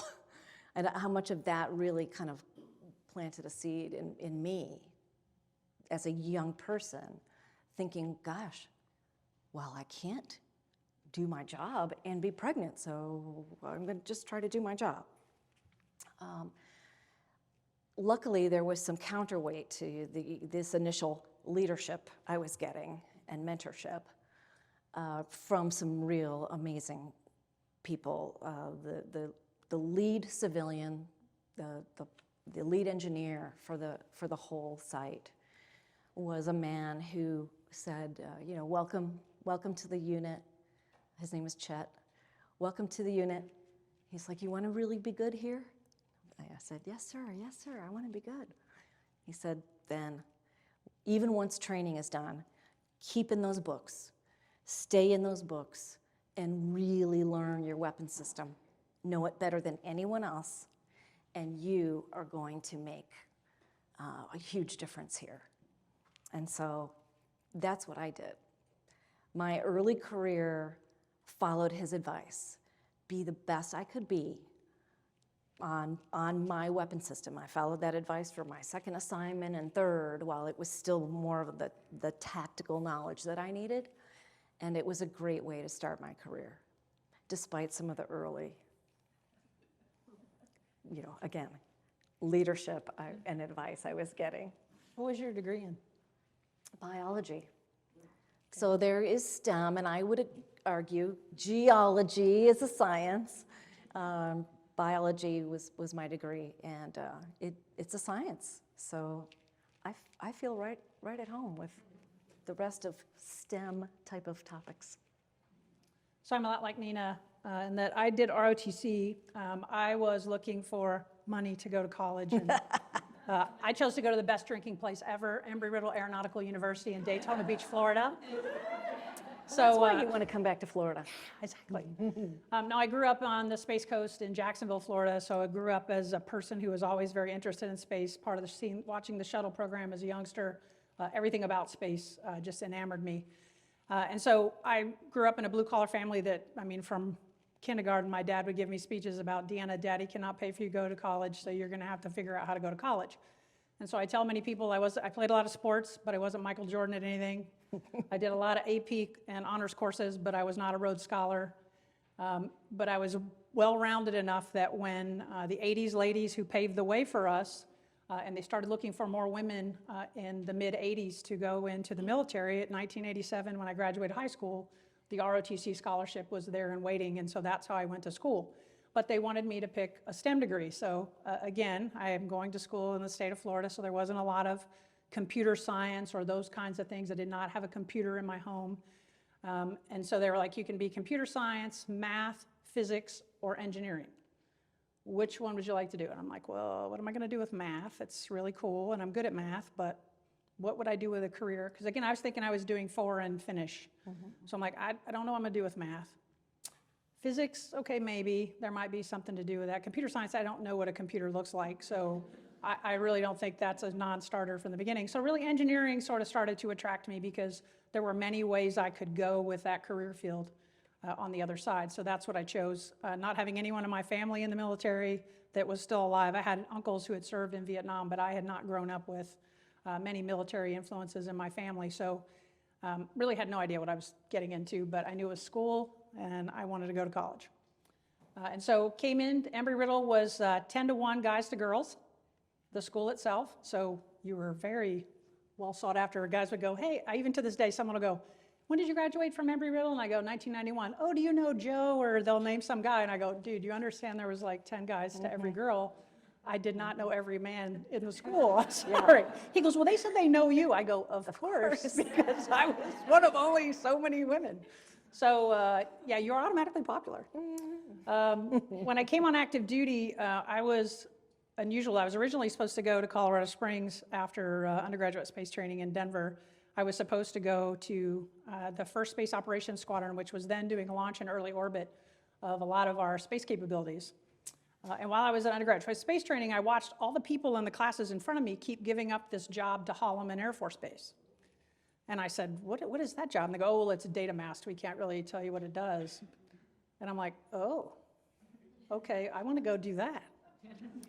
And so I ended up going to Holloman. I drove a truck, I carried a 9mm, and I lived in the dirt as a field commander. So it was incredibly different than anything that I had experienced, but it was awesome. And I had a blast. So, but again, I was surrounded by largely men. And I think I would say over the course of my career, and I'm sure Nina feels the same, there are many times that when it's time to be a girl, you want to be a girl. And when it's time to just get down to business and do the mission and do the things, that's what you want to do. And you don't want it to matter that you're male or female or green, orange, black, whatever color. It's about getting the job done. And so I tried to focus that way, like Nina said, be the best at the mission and what I did every day. I didn't want anyone to ever be able to say, hey, Deanna doesn't carry her weight, or Deanna doesn't know what she's doing. I was going to outwork everybody around me. And I, even to this day, still have a problem that I try to do that, and it's with 5 hats, it doesn't work. Let me just tell you, it's not possible. But have had great mentors along the way. The story about, this dating story is hilarious. After my second assignment, they were at a point where we merged missiles and space together. And I got a non-vol to missiles. And I was waiting to go to weapons school. I had applied twice before, and I was on my third application to weapons school. And they called me, they go, you have to pick a base. And I go, well, wait, can't we just wait till the weapons school board releases before you make me do this? They go, no, you need to pick it right now. Yeah, So I picked. that would have made sense, by the way. I know. Yeah. So I go, fine. I picked Malmstrom. And literally the next day I had a phone call. And he's like, hi, this is Captain, I will keep his name, not off the record. He goes, so I hear you're coming to Malmstrom. And I'm like, okay, I just said that to AFPC yesterday. I'm your sponsor. Wow. And like 2 seconds into the conversation, are you single? And I go, yes. And he's obviously covered the mouthpiece waiting for me to say something. And when I say yes, he starts to talk to me again, and there's cheering in the background. And I'm going, oh my gosh. I look at I hang up from the phone. He mailed me a scarf. He mailed me patches. He was all in. And I said, hey, guy, I'm waiting on weapons school, and if I get weapons selected for weapons school, I'm going to weapons school. He's like, okay, yeah, whatever. Like, he just totally ignored me, and he kept sending me stuff about the unit, and he was a great sponsor. Well, then when I called and said, hi, I'm sorry, I got picked up for weapons school, I'm going to Nellis, I'm not coming to Malmstrom, send me my stuff back. Really? I do want to know who this is. No, I can't tell you, I won't tell I you, wanna know. I will forever protect him, but it was just, so again, when it sounds really silly that those things happen, it was funny to hear her say that story, because again, I had that even Awful. Later. So we talked a lot about the service, and that beautiful uniform to your right is yours, and you're donating that to the memorial, so Women's Memorial, so that's pretty cool.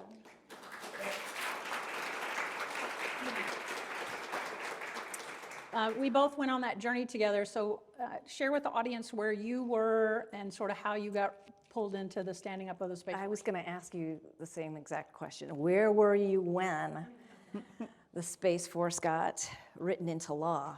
And that was December 20th, 2019. I was actually in Mexico on vacation, but that's okay. That's okay. No, because we didn't know it was going to happen. We honestly thought that the National Defense Authorization Act that President Trump signed was going to direct the Air Force to continue to study the need for a Space Force, or to continue to plan. We already had a planning team. They were doing pre-planning. They were planning to plan. And then, yes, there is such a thing. And then when the National Defense Authorization Act was actually signed, there was no waiting, planning. It was a service at that moment. And then it was all hands on deck. So I get back from leave, and I got asked to come over and help stand up the service, even though I was a 2-star Air Force Major General in a job that I was actually enjoying in the Pentagon, which is, those two words don't normally end up in the same sentence. But I was. It was a good job over there. And I had my team like right where I wanted them. And then I got asked to come over and help stand up the service. So there were probably 30 people. Many of them, I'm guessing 15 to 20, were from other services. We even had a Marine, but we had Navy, we had Army, we had, of course, had Air Force, and our Marine was this incredible young man. But some of these people didn't even know how to spell space. The other services were just giving us bodies to help. And so we kind of went through the drill of figuring out, okay, who's got what expertise, and trying to put them in places where they could be helpful and useful. And that worked out actually really well. So I got to tell a quick story before I go on about what I did. I was talking to my team, and it was a kind of a small conference room. It's still that conference room up there on the 5th floor that is now a SCIF. But it was a relatively small conference room. It was February of 2020. And they were all coughing and hacking, and like, I mean, one young woman had lost her voice. And I said, what's going on? They're, oh yeah, we're all sick, ma'am, sorry. We're calling it the space flu, because we all had gone to Vandenberg, and we went, and they went to a training class at Vandenberg to learn how to spell space. And they come back, and they're in this conference room.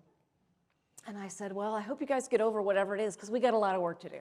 So we went around, introduced each other. It was really exciting to meet all these people who were coming from all different walks of life that were going to help stand up the service. And afterwards, I remember they all lined up in the hall, and I shook everyone's hand. I have no idea how I didn't get COVID. It was COVID. 2 of the ladies after that meeting went into the hospital. And we all found out later that indeed was COVID. So not only were we standing up a brand new service like this, it was during the pandemic. We just can't forget that. I think we tend to forget it. So I was asked to wear all the hats. So I was except for the one, we had hired an S1 personnelist who was doing all the personnel and manpower stuff. And I was the 2 for intelligence, the 3 for operations, the 4 for logistics, the 5 for requirements and planning, the 6 for cyber and communications, we didn't have a 7 yet, the 8 for programming, the 9 for analysis, and the 10 for nuclear. That was me. So the equivalent is, they ended up calling me the 42 or 43, because if you add up all the numbers, and if you look at the equivalent number of general officers that were doing all those jobs, I mean, it's just mind-blowing. So what did I do? I just ran around the Pentagon going meeting to meeting, trying to be and wear all those different hats. It was absolutely insane. My team did the best they could because they had learned how to spell space, they recovered from COVID, and everyone was, had grabbed a shovel, everyone was in. And looking back on that, it was really exciting times, actually. The Air Force was a great partner. Actually, all the services were great partners. They had given us people, they were trying to help us understand what it was like to be a service. And it was exciting and fun. And even though I ran around truly like, I felt like an idiot from meeting to meeting, what it did was I got to meet all the players and build relationships with the people, mostly in the Air Force, but also in the other services that were doing equivalent jobs. So that's what I was doing, and it was really fun at first, and then reality kind of set in. As we're actually building the first Space Force budget, now you're fighting for dollars. As we're trying to bed down in the building in the Pentagon, now you're fighting for people and seats. And so then when I became the director of staff, I mean, that's all those battles, daily, constant fighting among the other services and sometimes among ourselves in the Pentagon. So anyway. Well, I must I'm have okay. done a terrible job because What? I was the 3-6 for you for a while. Till General Saltzman, at least that's what General Raymond told me. So again, I obviously didn't communicate that. At least I was trying to help you on 2 of those fronts. But that was after a while. I'm Okay. telling the very, very Okay. beginning story. Okay. So as we stood up the service, I had been at Nellis as the Warfare Center Vice Commander, and I was at Capstone, which is the 1-star course, and I get a call. I mean, I literally had gone to Beijing, Tokyo, and to South Korea for my Capstone course. So I didn't take any phones with me because I would assume they were all hacked and destroyed, and so I didn't take anything with me. So we get back, and I go to the class, and I get my phone, I turn my phone on, and it's just blowing up. And I'm like, holy smoke, something's going on. Immediately, my boss is like, you need to call me as soon as you get this email, my Warfare Center commander. And so I call the boss, and I go, hey, boss, what's up? He goes, you're going to go to Air Force Space Command and be the 3-6. And I go, wait a second, I've only been here a year. Are you firing me? He's like, no, you are going to be the 3-6 at Air Force Space Command. And I'm like, well, General Gustella's on that job. Deanna, you're going to go be the 3-6 at Air Force Space Command. Why is it me? There's like other guys in front of me, like Bill LaCourie and these other guys who outrank me. He said, Deanna, shut up. You're going to be the 3-6 at Air Force Space Command. General Raymond wants you there because he is going to stand up U.S. Space Command. So in the summer of 2018, we were beginning the process for a year later to stand up a combatant command. It's crazy. We were so busy. So that was summer of 2019. In August, that was officially stood up a year later. So we had been running, I had been giving my folks, like I had dual-hatted people in the stow cell, the special technical operations guys who work in the vault, every person that I could double hat for General Raymond, who was my Air Force Space Command boss and the U.S. Space Command commander, I was doing. And so then 4 short months later, we've been having conversations about a Space Force, and I'm going, yeah, we just set up a COCOM, man. There's no way. So like Nina, I wasn't thinking it was going to happen. And here we are, lo and behold, December 19th, and we're doing a watch party. And we're all circled around TVs watching President Trump sign the thing with General Raymond standing there, and we're all cheering, having cupcakes, and everybody's all excited. And I'm looking around going, we're in big trouble. I said, because we have given half of our headquarters to this U.S. Space Command stand-up. So immediately the next day, I called all my friends at U.S. Space Command and said, hi, all those people, I'm taking every one of them back because now we have to stand up a service. You guys get that, right?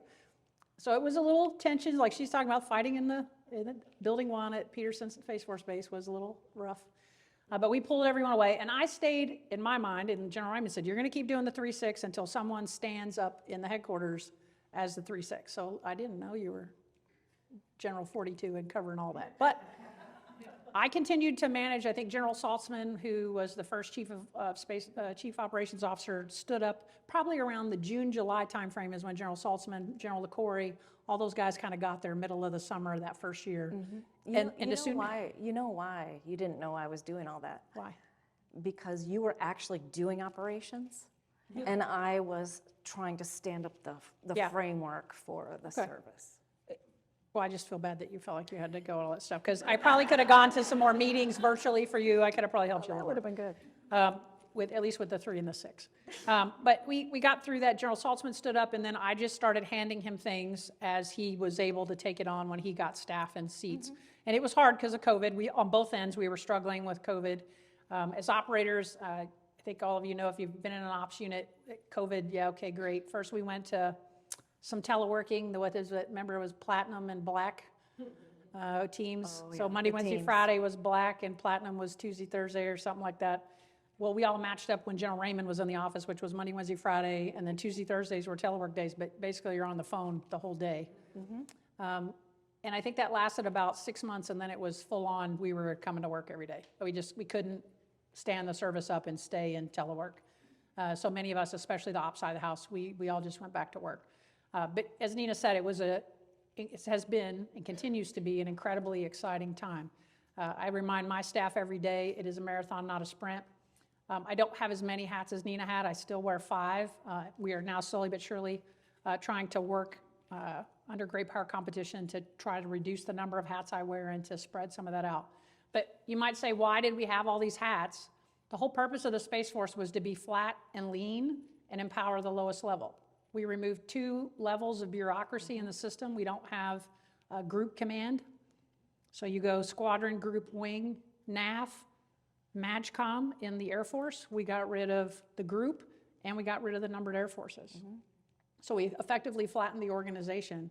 And that was, again, because we were only going to be 16,000 strong based on when the original legislation was passed. We've now gone beyond that, and we're about 18,000 strong now, half military, half civilian. But that's a tough thing to try to be as flat as possible. So the staff has always been much smaller than any of the other service staffs, and trying to manage meetings and go to the number of things we cover in the Pentagon, both with our Department of the Air Force brothers and sisters, and with the Joint Staff as part of the Joint Force makes it pretty difficult. But it's been an exciting time, and I wouldn't change it for the world. Now we'll go back to soft stuff. We talked a lot about today, you can't be what you can't see, and mentorship and relationships and the people that were important in representing for the next generation. Who were your mentors, and who kind of helped you along the way? Right, so I was telling you all that I didn't have a peer. There was no other woman officer, not in my first assignment. And in my second assignment, it was somebody who was working in another part of, not in my squadron, but another squadron. And her name was Terry Jurek. She retired as Brigadier General Terry Jurek. Her father is actually, I'm not going to remember their last name. If it comes to me, he's an Army 2-star. So she's a military family. But what I loved about Terry was not only did I get to see another woman in uniform, but I got to see a leader. And the way she led was incredible. She taught me how to give feedback, because she actually sat down with me with the form, used the form, and asked my opinion. How do you think it's going? You know, and she told me, here's an area I think you could do better. Here's what you're doing well. Here what you should work on this. It wasn't confrontational. It was helpful. It was thorough. And I was sold. She probably is the best leader of people that I've seen. Then a couple years later, I ran into Suzanne Vautrinot, who retired as a 2-star Major General in the Air Force, and she has retired better than anybody, any man or woman that we know from the space business.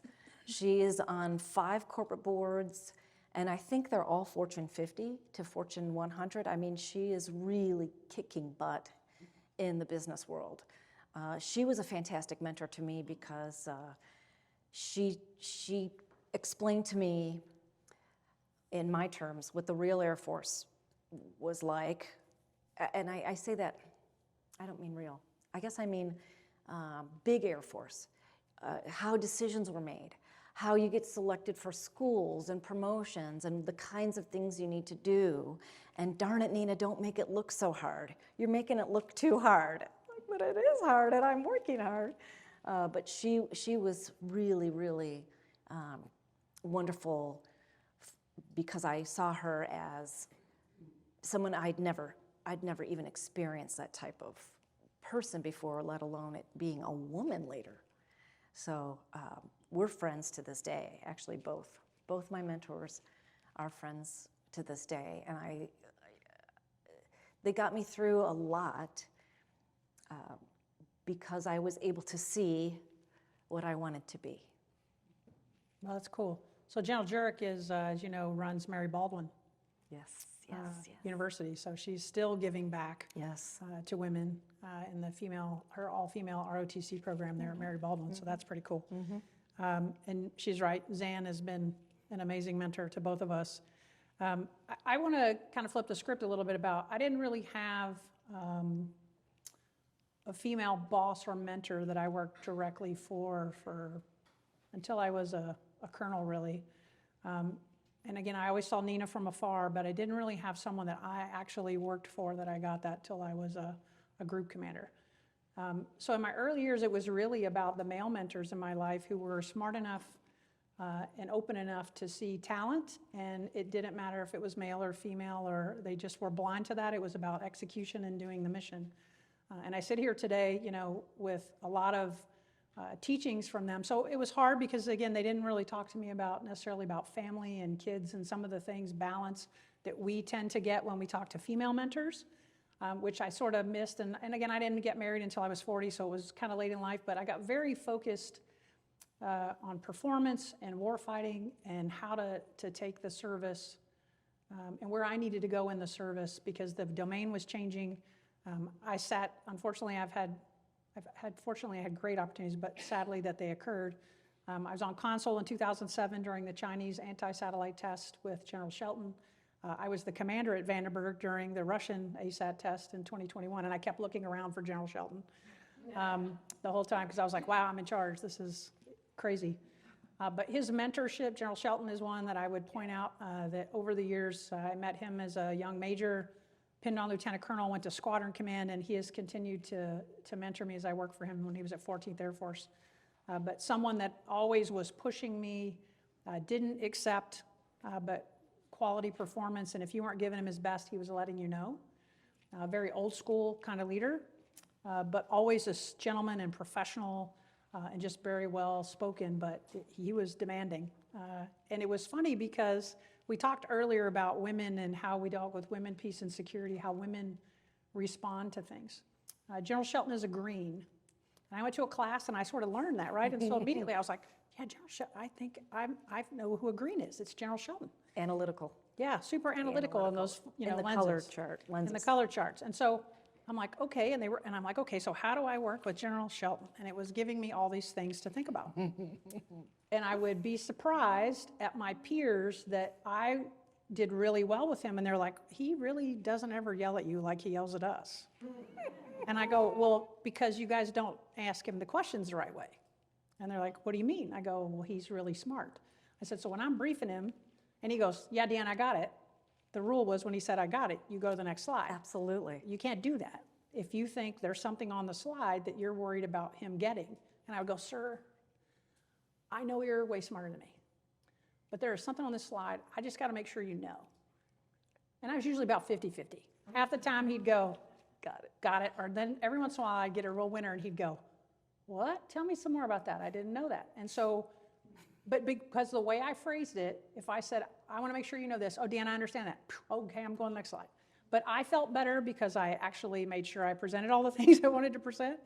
And I wasn't assuming he knew something that I knew because he was so smart, he was going fast, and he maybe didn't have all the details. So I learned that early, that reading people, learning your boss, doing those things helps a lot. And he was a huge mentor and continues to this day. I could call him at any time and ask a question. I know Nina, he's one of Nina's mentors as well.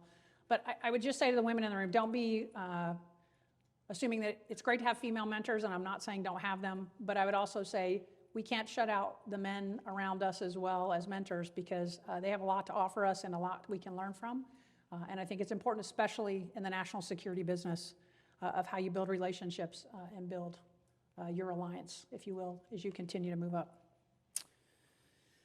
Okay, so we talked about cross-pollination in the commercial and the military side, and you have cross-pollinated now to the other side. I have. So I was wondering if you could share with all of us how that's going and what you've kind of learned as you've made the transition. I have found it very interesting that your reputation truly does precede you. So I'm not talking about the who you know, even though this story is going to sound like it's the who you know. No, it's your reputation that is out there already. So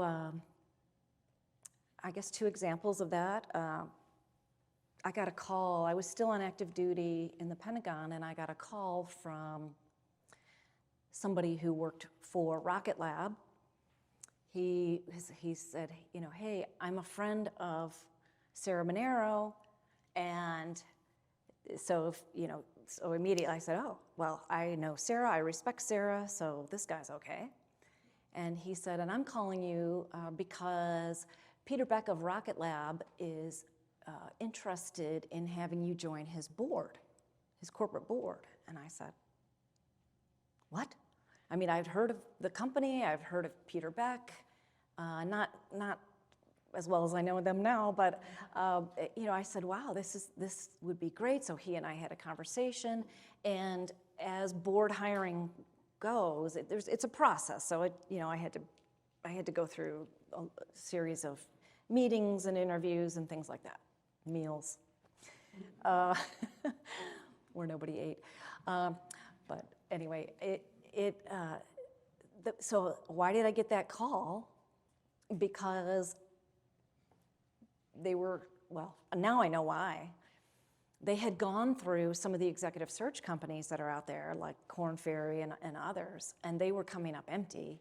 They wanted somebody who had knowledge of the space business, of the launch business, and the executive search people just weren't bringing them the right candidate. So in conversations out there, Sarah was in the House Armed Services Committee.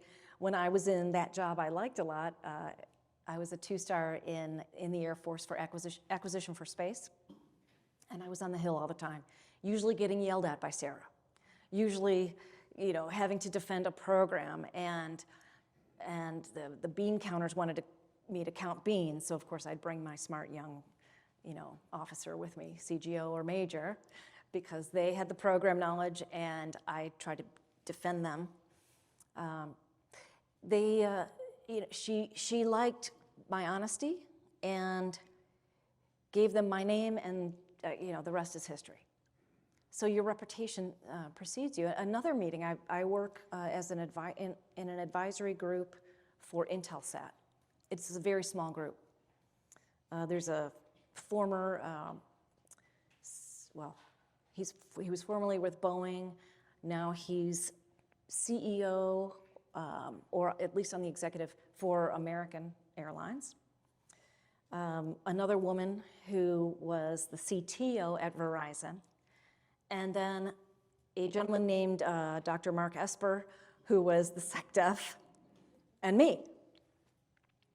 And as we're going around and the CEO is introducing his new board of advisors of 4 people, the way he introduced us is the reputation. Who brought all of us? And so he didn't say, oh, you know, we have the former SecDef.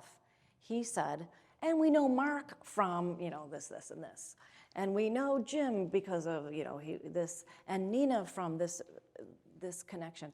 So your reputation should be treated like you want to push it into the future. I mean, guard it.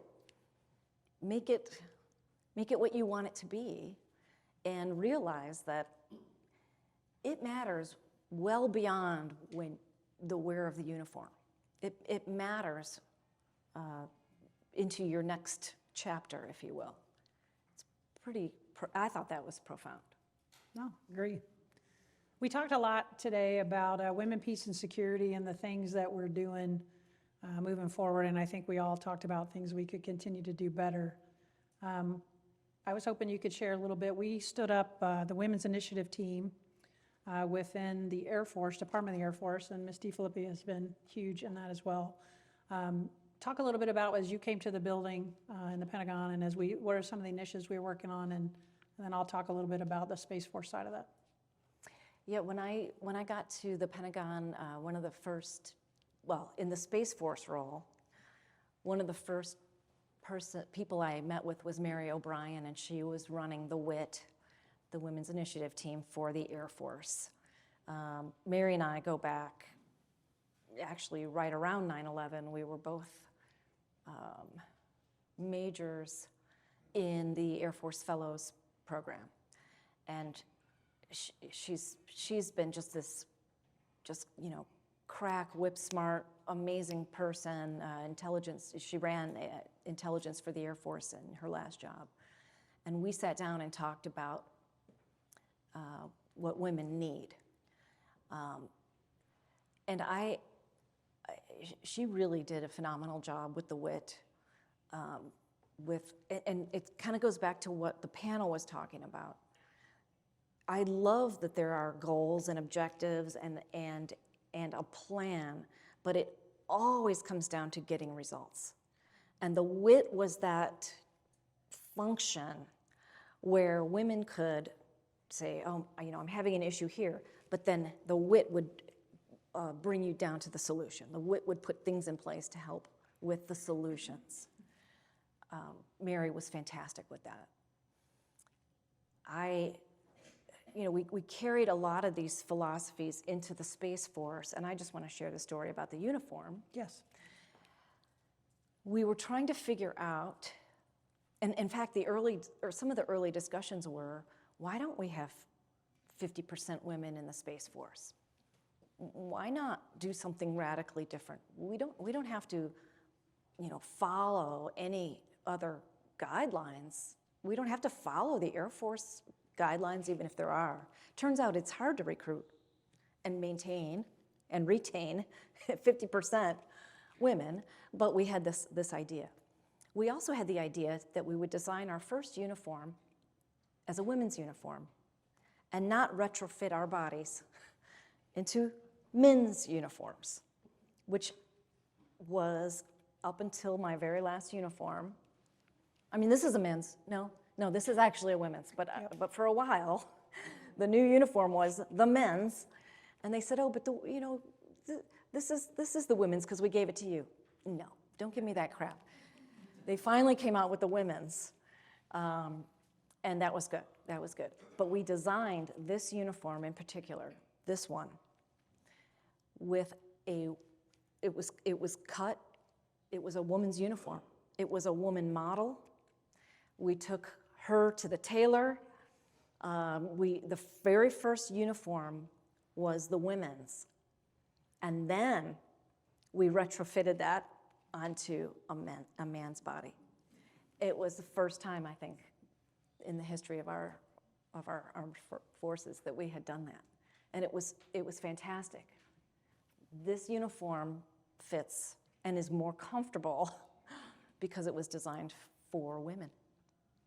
No, agree. And if you look at our two uniforms, if there were a male and female here to stand together, you can't, we can point the differences out. can't tell. But they definitely are uniquely different when you wear them. And this has been the best uniform I have ever worn in I'm my just saying- 32-year career. I think I'm seeing do you agree when you put a man and a woman next to each other, two guardians? The uniforms look so sharp. And They look sharp together, but I can point out very indiscriminate differences Yes, about the yes. cut and the way they're made that then you point out. And you can't see them unless we're pointing them out. But Yeah. it is good to know that a female designer designed the female and a male designer designed the male uniform, and they made them work together, which I think is all a testament to this young lady's leadership. Other things we work on the WIT a lot that we care about are childcare. So I think we've talked a lot about the CDCs and where we are, and that's been a lot of good work with the SAF-MR team, as well as the S1 and the A1 of how we get after that.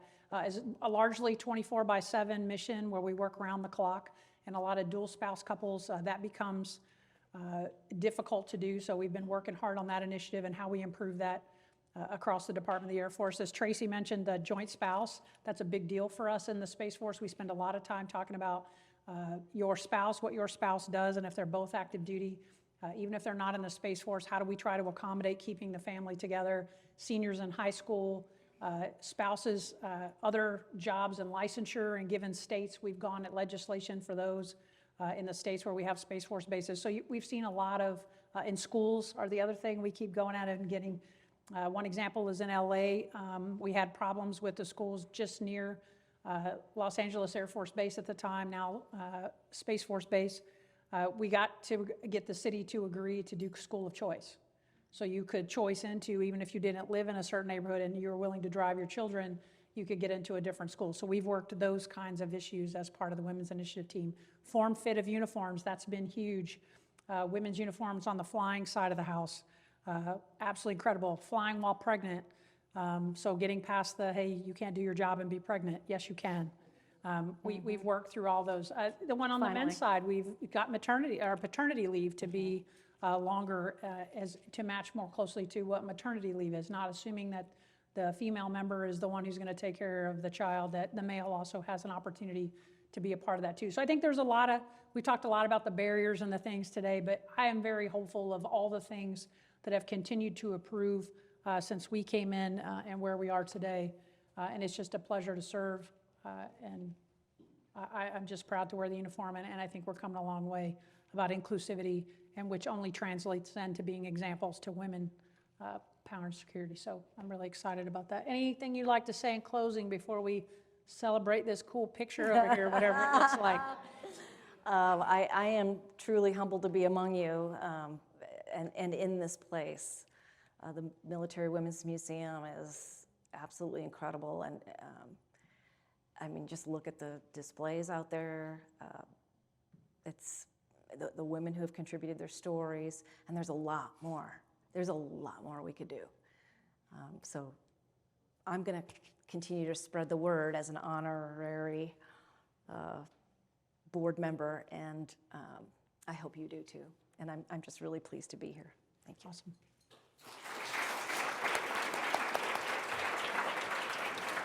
Can we turn this off? Okay, good.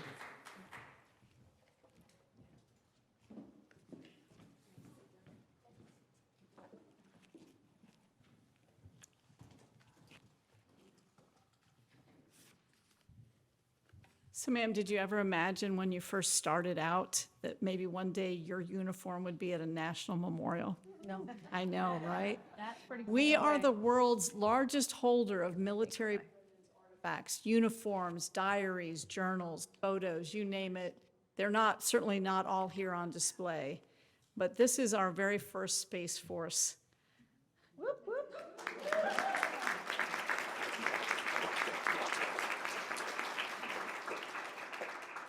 So I understand we have a late arrival, and I'd love to give one of our incredible WPS experts a few minutes here at the microphone, and then we will unveil Joan Armagno's portrait, and then we will have a reception, which does include adult beverages. So I will not hold you for too much longer, but ma'am, if you'd please come to the stadium. I'm so sorry that you had a lovely afternoon trying to get here to us. Fantastic. Now, please.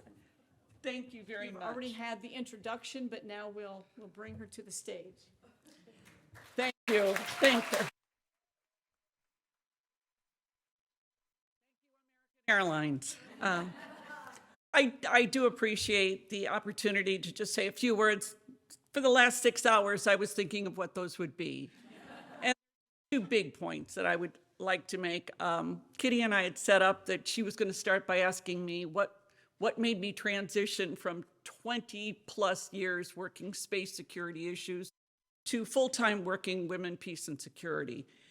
And the answer to that is complex, but a big part of it was frustration. Frustration with what I saw as a lot of, now I see it as gender-tainted groupthink. As a policy analyst, as a teacher, as a researcher, I saw it as my job to ask a lot of different questions about space security challenges and to offer our decision makers lots of different policy options. And I wasn't seeing that. Frankly, I was seeing one question being asked and only one acceptable answer. And the question being asked was, how do we win a space war? And the answer was technology. That's a great question. Don't get me wrong, it's a very important question, and it's an important answer. I have a very good friend here who's in aerospace, and they're doing marvelous things. But there's other questions. Maybe how to deter a space war. Maybe what to do about the space debris issue, which cannot, by the way, be dealt with unilaterally. Maybe, I don't know, things like diplomacy. But believe it or not, when I would bring that up, I would get the look of, oh, that's just you, Joan. And I was getting very frustrated. I was tired of it. I know that is changing. It will change a lot more when there are more women involved. Because again, I'm so sorry I missed a lot of what was said, but I heard asking questions, pushing things. It's hard to do when you're building your career, especially in a male-dominated field.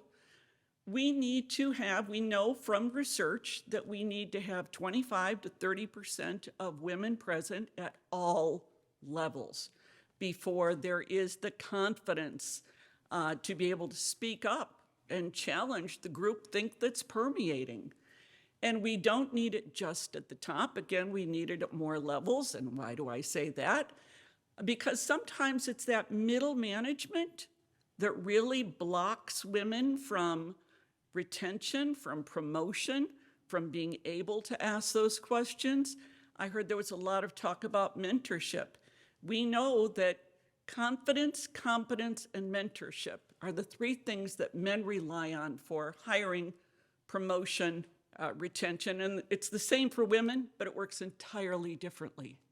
And women don't have to be competent. You have to be hyper competent, but be careful how you show it or you're a threat. You have to be confident, but not aggressive. And then there's the mentorship. And it's the mentorship that, as was just said, every organization has a set of rules, and we're all professionals. We will obey the rules. But then there's the other set of rules that if nobody tells you about them, you don't know them. And you can go on making the same mistake over and over and over. I have a great story about an astronaut. I, for many years, worked with the International Space University and saw a panel of 4 women astronauts one year. American, Canadian, South Korean, and Chinese. Very different cultures. In the Q&A, someone said, what's the hardest part day to day of being an astronaut? And the Canadian, Julie Pan, said, oh, let me take that, let me take that. And she said, the hardest part of being an astronaut day to day is having to prove my competence to my male colleagues over and over and over. More women allows us to talk to each other, to speak up, and make a difference in the policy options that are offered. My former student and colleague, attorney Melissa Deering, and we wrote an article looking at US policy towards Iran, nuclear deterrence policy, and found that the only policy goal that was ever reached was when 4 women were leading the negotiations, and they used a combination of what are considered masculine and feminine negotiating skills. Women, newsflash, women are not men. Having a mix, having this diversity changes outcomes, diversified outcomes. But again, it's got to be at all levels. I got an email about 6 weeks ago from a woman who is currently in a government-taught space security course. And she said, Dr. Johnson-Freese, I was so excited to see your reading on our curriculum list. It's the only one by a woman. And I wrote her back and I said, well, thanks, let me know how it goes. And she wrote me back about 2 weeks ago and she said, frankly, I was so disappointed. It was introduced by our male colleagues dismissively as, this is just a minority view. Nobody really pays attention to it. I don't know, the teacher in me says, you can disagree with me all you want, but tell me why. What's wrong with my argument? So when you have that happening in classrooms, you can assume it's happening elsewhere as well. So now I spend all my time going around preaching, teaching, whichever way you want to look at it, about women, peace, and security, what it is and what it isn't. It's not a gender studies program. It's not a social justice program. It's not a DEI program. It is a national security program. It's not just about women. It's about men, women, boys, and girls, and how policies and programs affects them differently, and about the empirically proven link between gender equality and national security. So I just encourage all of you to learn more about what women, peace, and security really is, why it matters, challenges of implementation, and they're structural and cultural, and yes, cultural are the harder ones, and what we can do to change that. So again, I'm sorry to be belated in those remarks, but I appreciate the opportunity to give them to you. Thank you.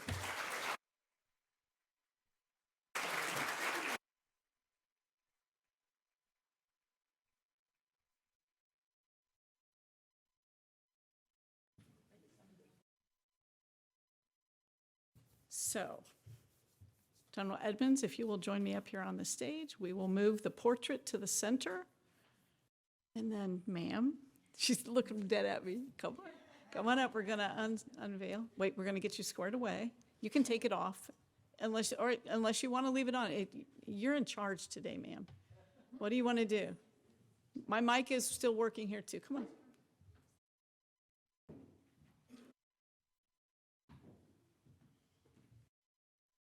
So this is one of, if you've seen the black and white portraits going down the entire gallery of the memorial, the key thing about this, before we unveil, is that this is our first Space Force portrait as well, just like the uniform. So it's kind of cool that today is the day, ma'am. But as you look at all of these portraits, when you end up here in the gallery in just a few short moments, Dave Rappaport, who's painted all of these, he paints them with one color only of gray paint. So the subtleties and nuances between the light to dark shading is him applying additional layers for the darker aspects of this. You could give me the whole box of crayons, and I'm not a Marine. I still could not do what Dave Rappaport has done to bring to life incredible stories. I mean, if you'll join Jan Edmonds at the side, let's go ahead and undo this. You really? You haven't?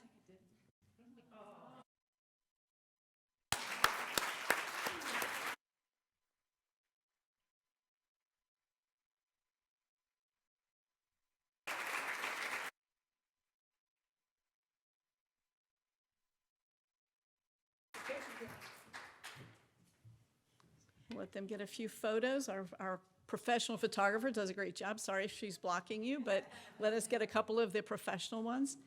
For anybody that has a question about the video, it will be edited and we will email it back to anybody that did an Eventbrite registration. We'll have your email addresses. But this we'll be moving the portrait as well to the gallery near the bar, because we know you'll all be there.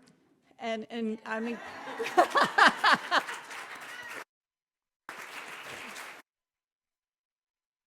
and again, we could not do this without the help from Boeing, Booz Allen Hamilton, and Penn Fed. We thank you all again for being with us this afternoon, and let's now move into the gallery and enjoy our refreshments. Thank you.